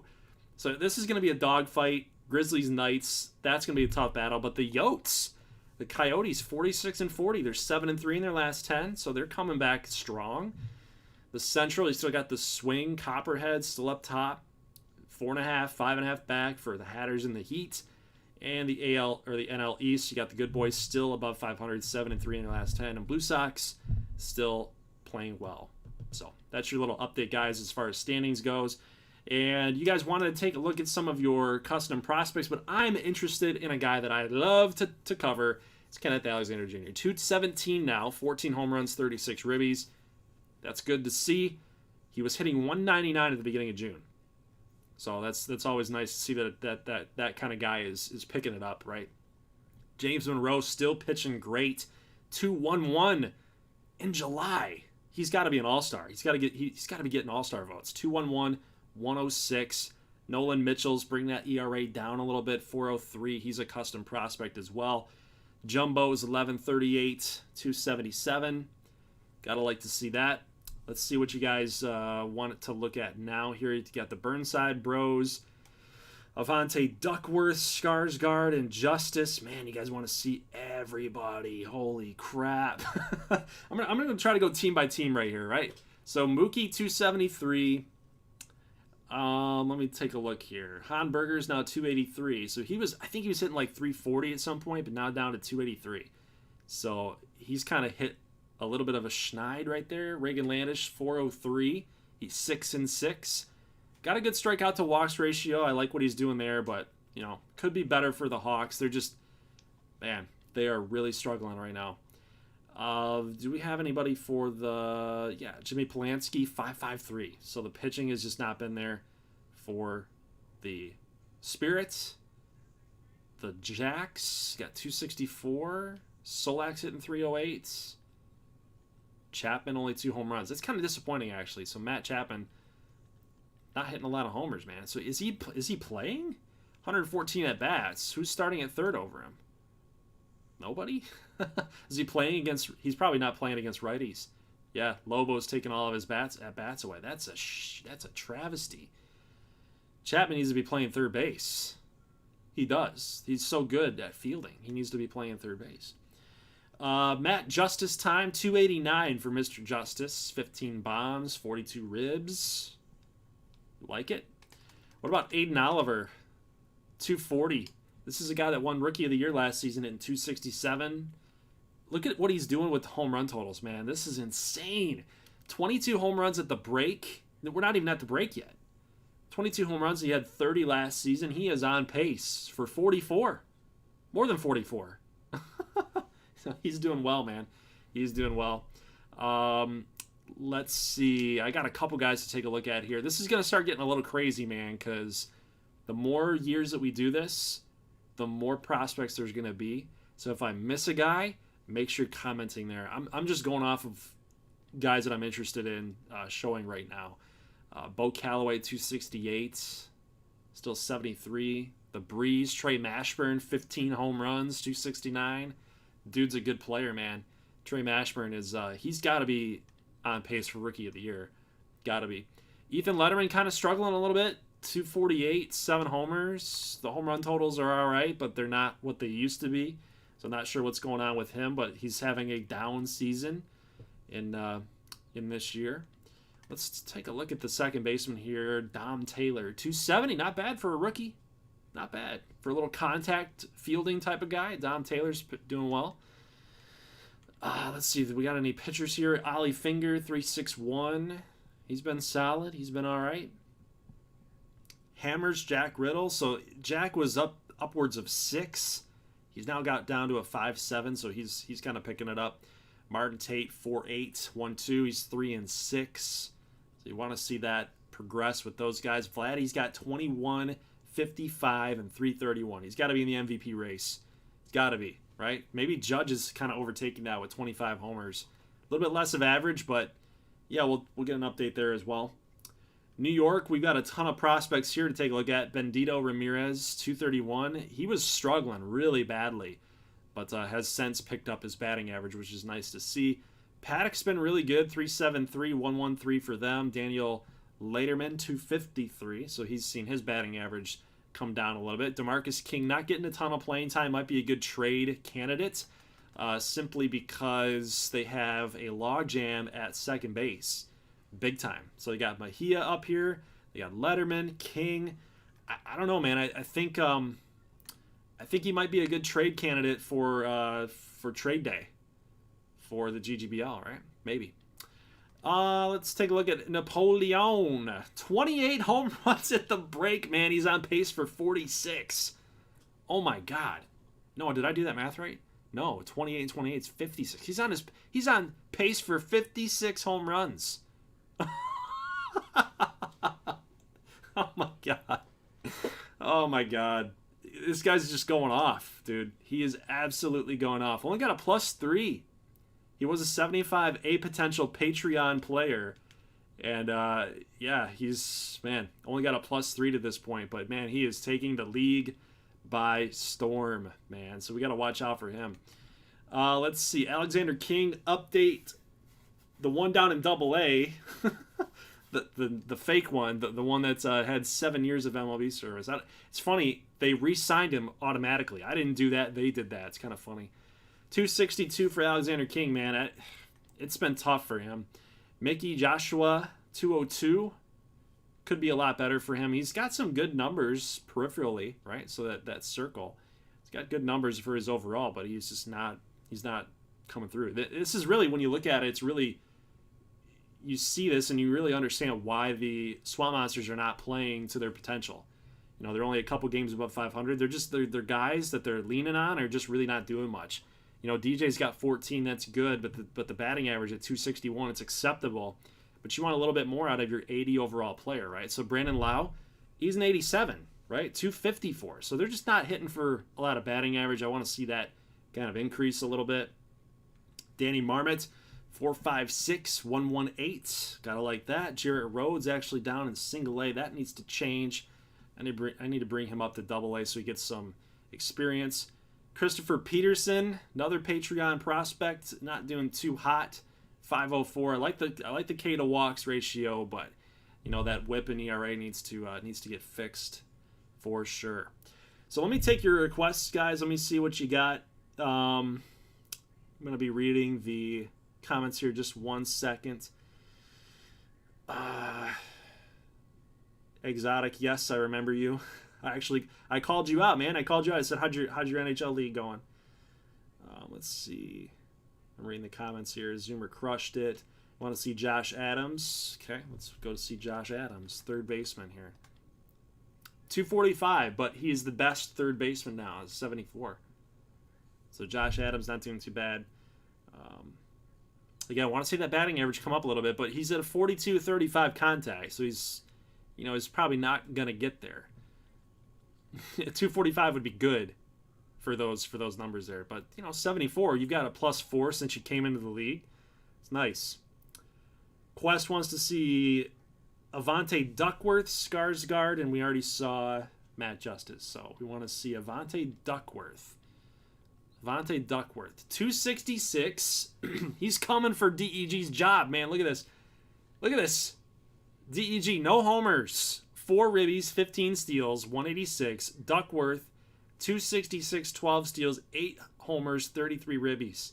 So DEG, you got your job coming for you, man. He's coming for you. Duckworth. Love it. I want to see them both play. I want to see them both play. Seth Ambrose, if you're out there, you're watching, your guy's hitting 209 at the AAA level, so that's, you want to be a little bit better there. Xavier Hawkins, your guy's actually killing it at the AAA level. Might be in need of a call-up here soon. O'Neal Cruz, a guy that they got from the Las Vegas Nuggets with that Dallas Keuchel trade, playing well in limited time, 268, seeing some progression. Got like that for O'Neal. Who are we looking at here? Javon Brown, 235. He's not doing too bad, but he's getting his playing time kind of cut, it seems. No, it's 293, so he's playing. He's playing a lot, actually. Who are we looking at here? Tyson Cobb, 333. Who was I looking at here? I wanted to see Miami. Oh, we're looking at Skarsgård. That's right, so it's Skarsgård. RJ Dixon getting lit up, man. 5'3". Good K to walks, but, the whip is solid. The whip's okay. So ERA's got to get down. John Means is killing it, though. He's 9-2, 92 Ks to walks. Holy Nikes, man. 92-24. That's insane. Skarsgård's doing well, man. 21 strikeouts. That's a 7K to walk ratio right there. That's asinine. 3.51, 117. He's awesome. He's been good. Mark Shepard and Jordan Nagabe says Worth under dude. So Mark Shepard was a St. Louis Maroon, and Gabe was a Indiana Ram. I'm remembering all this. Jordan Ngabe. Oh, God. Jordan, come on, man. 33 at-bats, 091. Come on, man. I believe in you. You got to be better than that. That power and that contact, you should be doing a lot better than what you're putting out there, man. That's not good. Let's see the NL Central here. We've got Shepard, right? So he's a starter, but he's in the bullpen. 3.9715. That's acceptable through 22 2/3. Remember, so we saw his very first GGBL strikeout off the knuckleball. So ever since that point in time in our game of the week, he's been pitching well out of the pen. It's acceptable. You like it. Burnside Bros. I was just on Colorado. I didn't even take a look at those guys. So we got Percy 298 having a good season. He's got to be in that All-Star voting. He's got to be. Paxton 268, 12 and 35. We saw Napoleon Dynamite. I'm a little behind here, guys, with the comments. Bryce Harper rotting in New York. The Flight says Juicebox Season wants to look at the Flight. All right, we'll take a look at the Flight. There's a lot of custom prospects on the Flight. A ton of them. Jack Flaherty, 9-2, 3.69, 111 or 110. Dang, man. Goldie. Let's get it together, man. Let's get it together. Rex Snowden. Not related to Edward Snowden. He's playing well. Linares 224, Pollock 192. This is like the Flights thing. All their guys, all their players, all they do is they just field. They play well defensively. Other than that, they don't hit. Linares is 224, Pollock's 192, but he's got a lot of home runs. Tommy Cruz has got a lot of home runs, but look at the average. 229. They can't hit, man. Zeal Jackson, look at what this dude was doing. 125. Yeah, the very limited sample size. Extremely limited sample size. But look at the defense. No hitting, all defense. Man, Gordon Rosen's 258. That's acceptable. Plays some good outfield, very fast, good defense. Yeah, he's a good little player. But again, the Flight, I want to see them like get these prospects to like take their game to the next level, because right now it doesn't look like that's gonna happen. They're just all power and no contact. It's kind of all or nothing. Good boys update. Tristan McKenzie is doing well, but the walks, I don't like the walks, man. I like the Ks, but I don't like the walks. It's like a 2-1. It's close to a 2-1. I do like Lynch's numbers there. 2.92, 1.2, 9 and 4. Lynch might be pitching a little bit better, just a little bit better than McKenzie. But take a look at the pitching here for the good boys. That's actually what's keeping us in this thing. Ashby sucks. Justin Steele's been all right. But, yeah, the pitching has been really good. Piasfu, 1.29. The bullpen's been shaky, so that's something that we're going to want to address at the trade day, I think. Will Harris, in limited action, has been all right. Neo Zamora, 42 and 8, 203. That's awesome. Joey Bart, what can you do with a catcher? That's all right. But look at Ryan Berner, baby. I think we got to call Ryan Berner up. Look at the number of home runs. 17 homers, 283. You got to call this dude up.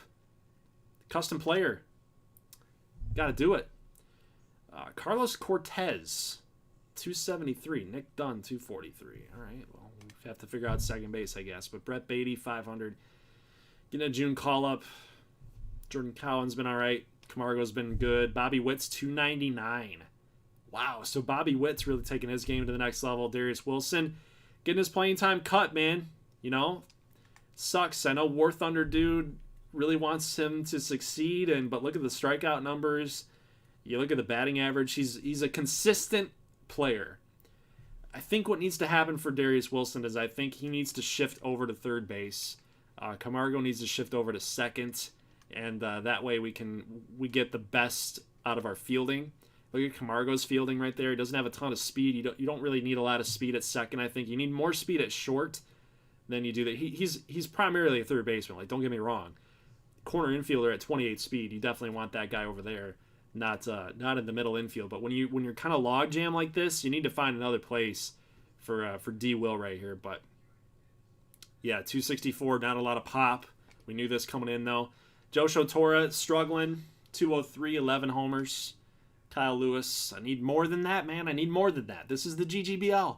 You're a professional hitter. I need 270. I need 280 out of you. You're an MLB player. I need that. Michael Ruth not having anywhere close to his rookie season, 239. Yeah, it sucks. 216. These guys gotta pick it up if we're the good boys. You gotta pick it up. Let's see. Pure JD Sports Center. Hey, I sound so stupid when I say this, but I got this game around Christmas last year. My batting isn't working. What do I do? I actually have a tutorial video on this channel. So there's I can't go into tips right now. Yeah, I can't do much on tips right now. I don't even know if you're still here, but let me see. I want to get caught up on the chat here. War Thunder Dude says I don't mind seeing D Will in another position.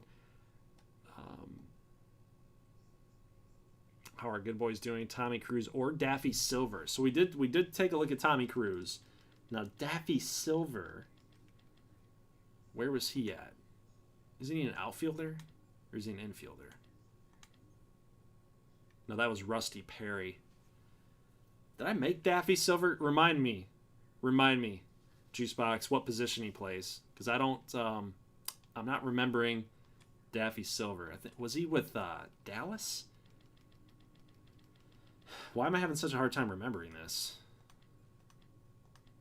Anyway, I'm not going to go search through every single team. Let me know what position he is, and then I can kind of work it from there. Unless there's like a player search thing in here. Right? Isn't there? Dang it. I thought there was a player search option. Transactions? Yep, there it is. Man.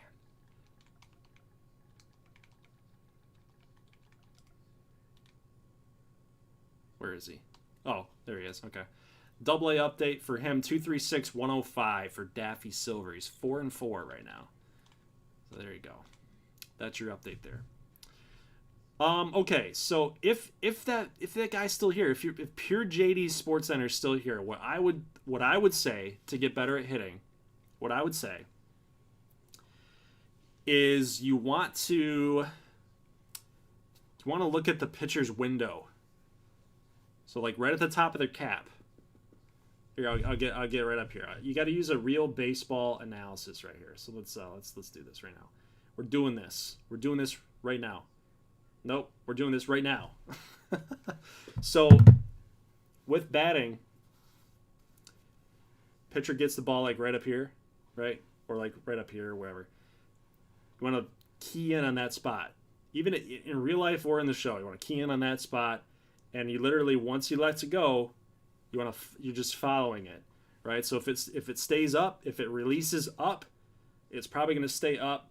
If it starts moving down, you can start seeing it coming downward. You got to be prepared, got to be ready if that's going to stay into the zone or if it's a slider that's going to start moving out. The one thing in the show that I have gotten used to with hitting is that the pitchers start getting kind of predictable. So a lot of 0-2 counts or 1-2 counts where they can afford to throw you a ball. They don't have to throw you a strike. A lot of times it's going to be a slider or a changeup or a sinker, something that's going to be off the plate and get you to swing and miss or get you to ground out, do something that they want you to get off balance and create an out. So what I would suggest is to go into practice mode and literally start on rookie or beginner.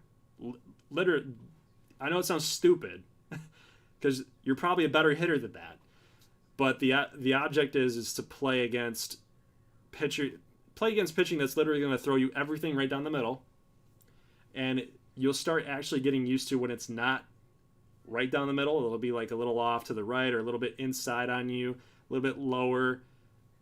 You'll start getting more feedback with your PCI, your plate coverage indicator, little notification that happens in the left. You'll start seeing like, okay, that pitch came out, looked like it was going to be a strike high, but it actually had a little bit of tail there. Now I know to pull that down, to pull that controller down a little bit and, drive it. So that'd be my suggestion. Literally start on beginner. Like once you just start like, it's like breathing to you, go to the next one. Once it starts getting like breathing to you, like you don't have to think about it. Cause that's the thing with baseball, real life or in this game. Not that I'm comparing this game to real life. Okay. It's a lot harder to hit a baseball in real life, but the same principles apply because it's basically simulation. It's simulation baseball. At least that's what they try to do. That's what I'd say. Start on the beginner, move to rookie or whatever it is, move to the next one, veteran, move to the next, and then you'll start getting used to it. So it's lit. I wish it was better than that. I wish it was more complex, but that's what I would suggest. Literally go into practice mode, start on the worst, and go from there. Jake Taylor Breeze, please. I think we already covered Jake Taylor, Mr. Dalton. You guys need to go back and search in vid. 278, 122.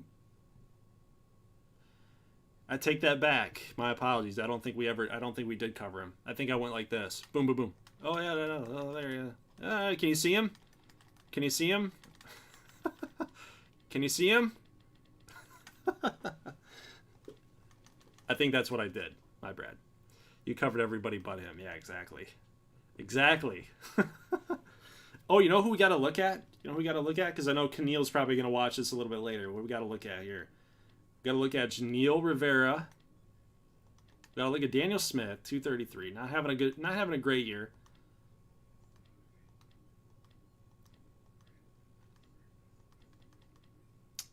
Janelle's actually well, no, Castillo's an 85, but look, Janelle's now 6-2, 424, 141. What about batting stats? 45 games, 2 homers, 168. So he's really focusing on the pitching side of things, which is okay with his development. He's primarily a pitcher, but yeah, I know for a fact he would want me to take a look at that. Who else we got? We had Satchel Michaels, 253. JJ Cabrera. Look at JJ, 21 home. Look at this guy. He was a patron prospect at 70B. 21 home runs, 262. Killing it as a rookie. Jonathan India, 277. And again, the thing with like guys like Jonathan India, no MLB service. So in 2021, in real life, that was his rookie season, which would be default roster in this game. So because I had to move him down, he wasn't in this league. He doesn't get any MLB experience, so he's basically a rookie. So he's probably going to win Rookie of the Year, hitting 18 home runs and 272, but that is what it is. 12 steals for Will Till, 224, 4 home runs, 18 ribbies. So that's had to show him off. What about another player here for Portland? Let's look at Portugal's guy, Joey Warren.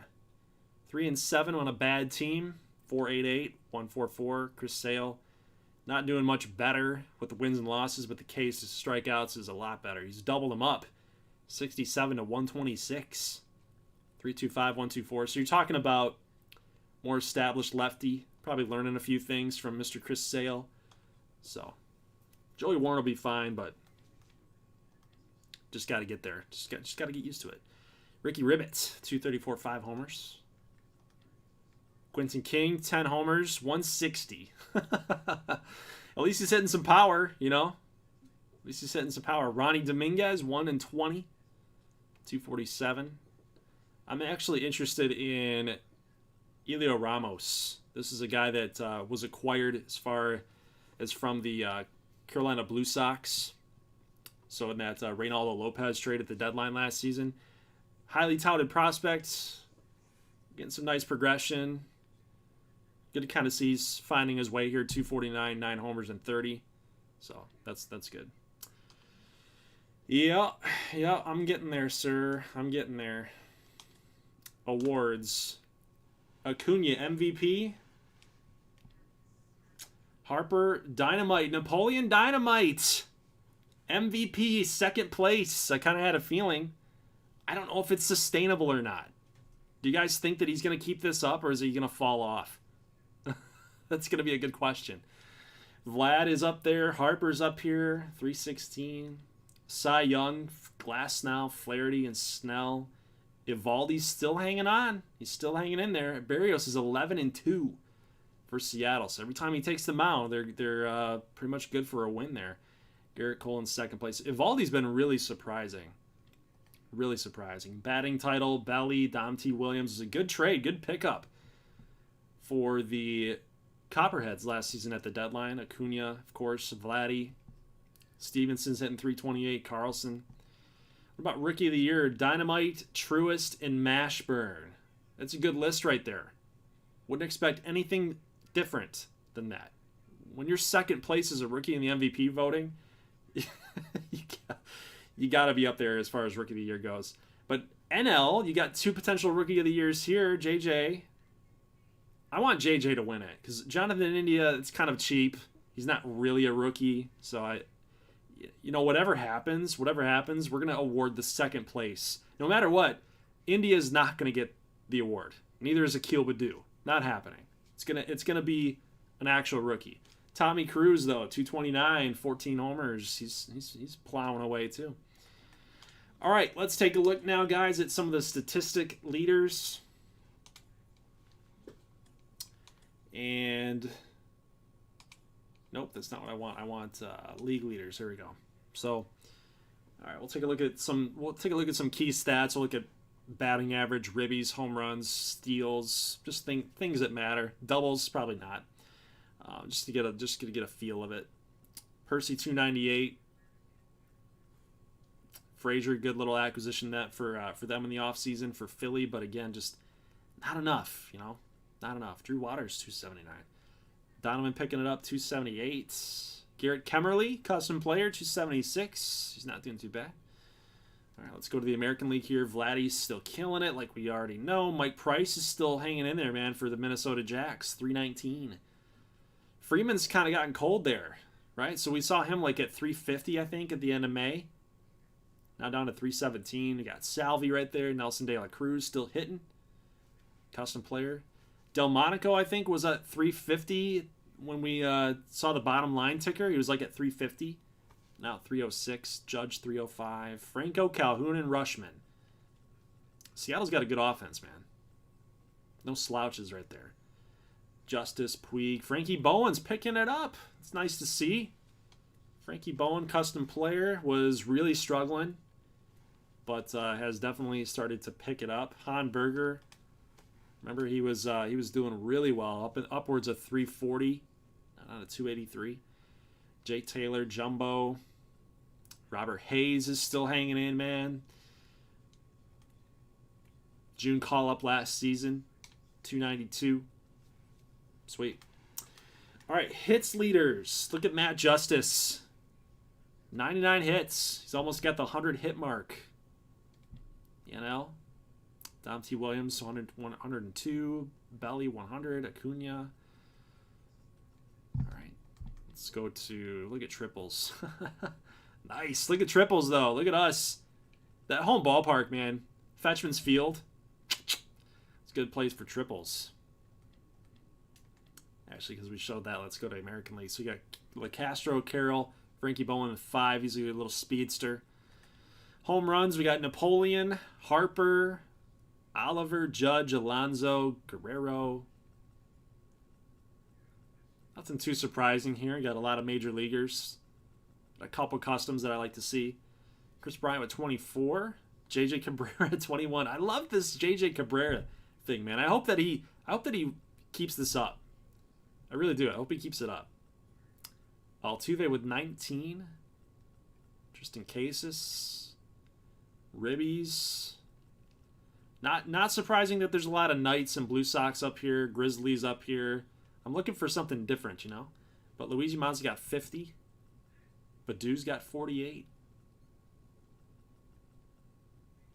Tommy Cruz, there you go. 42 right there. No surprise there. Napoleon Dynamite at 63. That's ridiculous. It's ridiculous, man.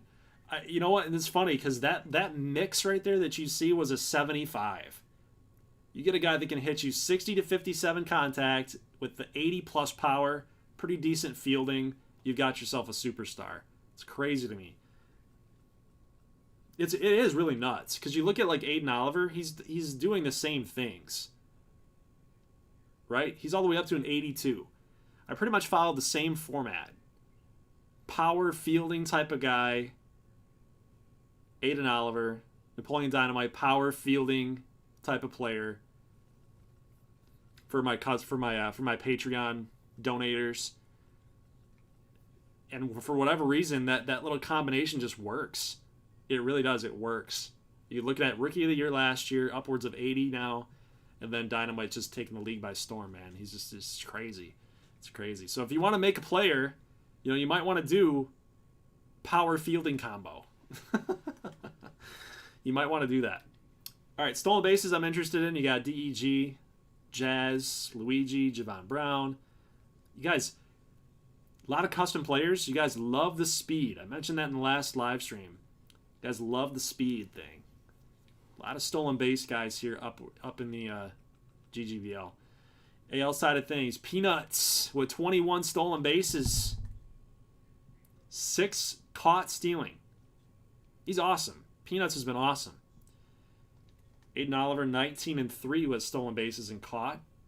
He's going to be such a good player in this league once he starts getting man, he really is. He's 22. You watch out for him in the next 3 to 4 years. Nelson De La Cruz, 16-6 with a 310 average. Can't complain about that. All right, talked about Frankie Bowen. Now take a look at Trey Mashburn, dude. He's not known for his speed. He's a first baseman. That's just a big lug. He's 6'5", 240. Yet he's stealing bags with proficiency. 10-2. Exotic. Michael Byers about to take the league by storm next season. We're here for it, man. We're here for it. Bring it. Bring it on. All right, wins. I'm not too interested in wins. You know, James Caprillian's a relief pitcher. He's getting a lot of wins late. You know, wins don't mean much to me, in my opinion. Losses, you know, losses are kind of whatever. You see a lot of starters in there, yeah, but you know, sometimes I've seen at the end of years relievers get thrown into that mix. But what saves are important. Fulmer, 31. He came over from the MLB. It's a big get for the Breeze. Really big get for them. Robert Stock. A lot of people were hating kind of on Michigan's bullpen, especially their back end. But Robert Stock's been very good. Garrett Crochet, 24. Kopech was a good sign. Chapman. Let's see what Chapman's doing. He's still struggling, man. 6.75. 6 blown saves. ERA is tough for him. Strom's been really good. That's really surprising, though. 30 saves already, 3 blown. Strom's been just awesome. Maranta, Hendricks, Karinchak. Yep. Okay. Saves, ERA. I kind of expected this. John Means going crazy. 2.18.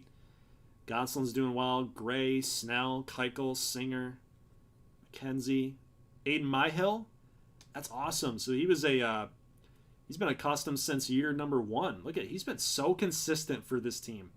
Look at that. Look at that. That is the model of consistency right there.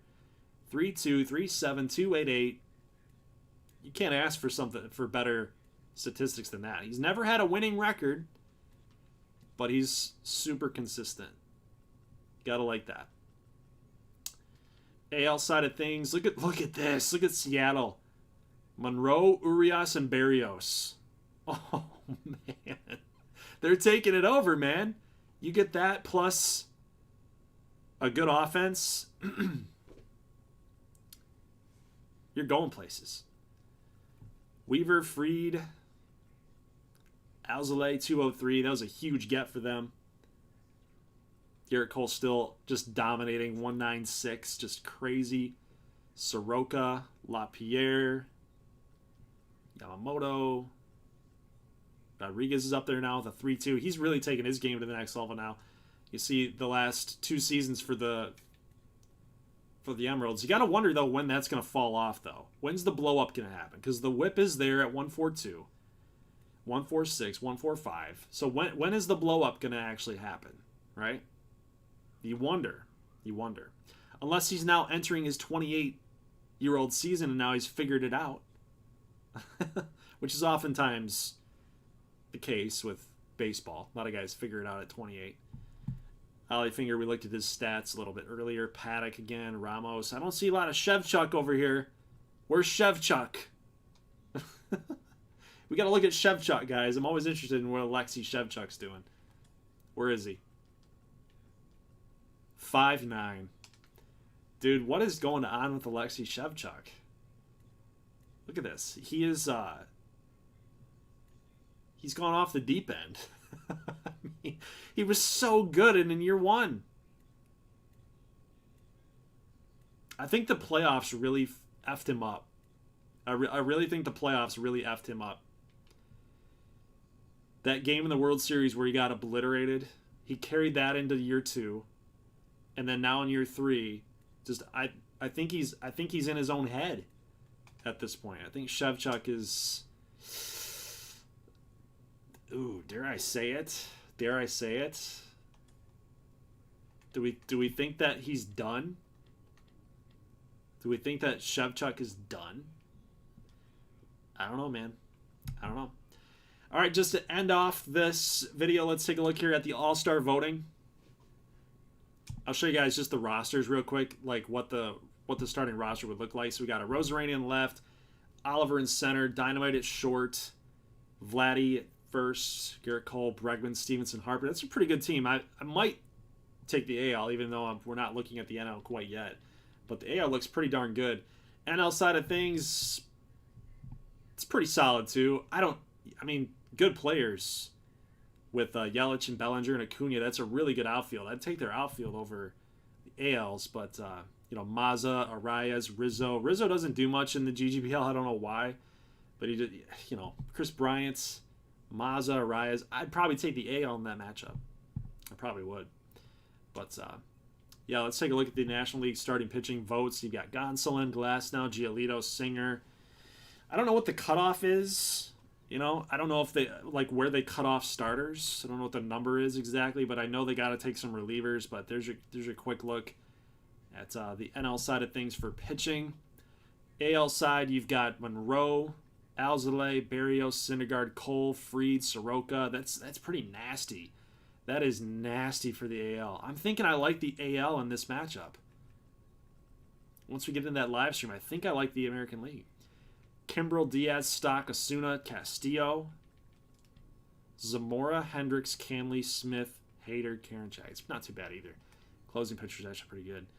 You got Yermin, Percy, Nacho Molina, Francisco Alvarez, Rizzo, Olsen, Paxton, JJ, Arias, Altuve, India, Chisholm, Bryant, Hosey, Wendell, Arenado. Arenado 267. I would have expected more from him this season. I really would have. 267. It's got to be a little bit better. Coming from the MLB, you got to be a little bit better, man. Seiko 260 now. 10 homers. But Mazza leading the way with all-star votes. Kelenic 260. Yelich. Belly, Buxton, Marte, Senzel. Good little grouping there. Yep. All right. Let's go to AL side of things for catcher. You got Stevenson. That's not a surprise. Guy's hitting 328. Got to get him in. Salvi. Contreras might be a tough call hitting 260, but, he's got a lot of home runs, so maybe. Vladdy, Freeman. Berger, I don't think he's going to make it. I don't think Berger, Justice, or Price are going to make it. Look at this threesome right there. Berger, Justice, and Price. I like those first basemen, man, but I don't think they're going to make it. Peanuts might make it, just for the steals. Bregman, Ramirez, Jumbo, Torque. Napoleon's definitely in. Even if he gets on a slump in the next week, he's definitely making it. 549,000 votes. Is he the leading vote getter?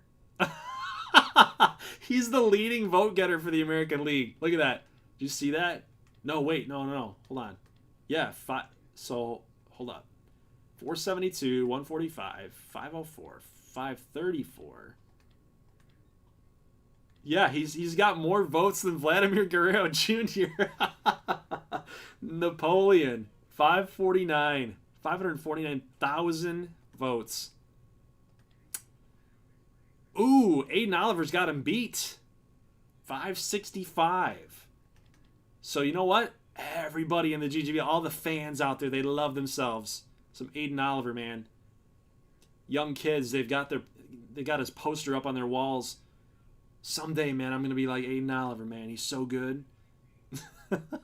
Bryce Harper, no surprise, though. Yeah, dang it. I thought the other guys were going to have more votes. 667,000. How can you deny that, right? But, yeah, it's probably going to be what you're looking at. So I love this, though. I really want to see this. Oliver and Bowen. Yeah, especially Bowen as a rookie. That'd be really cool to see that, but... yeah, so 2 rookies. Dynamite, Bowen, making all-star appearances. Love it. Somehow Jumbo's up there. Apparently they don't take defense into account, right? All right, guys, so that's it for the video tonight.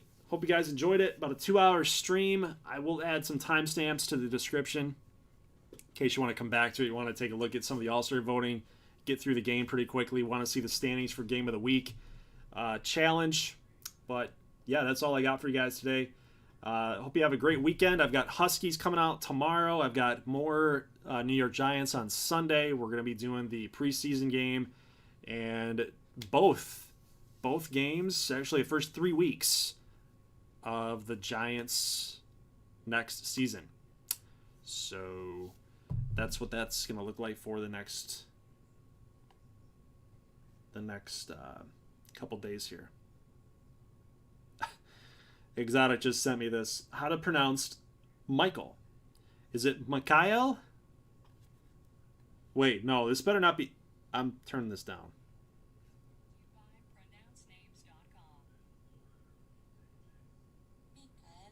Mikhail. That's what I thought I said.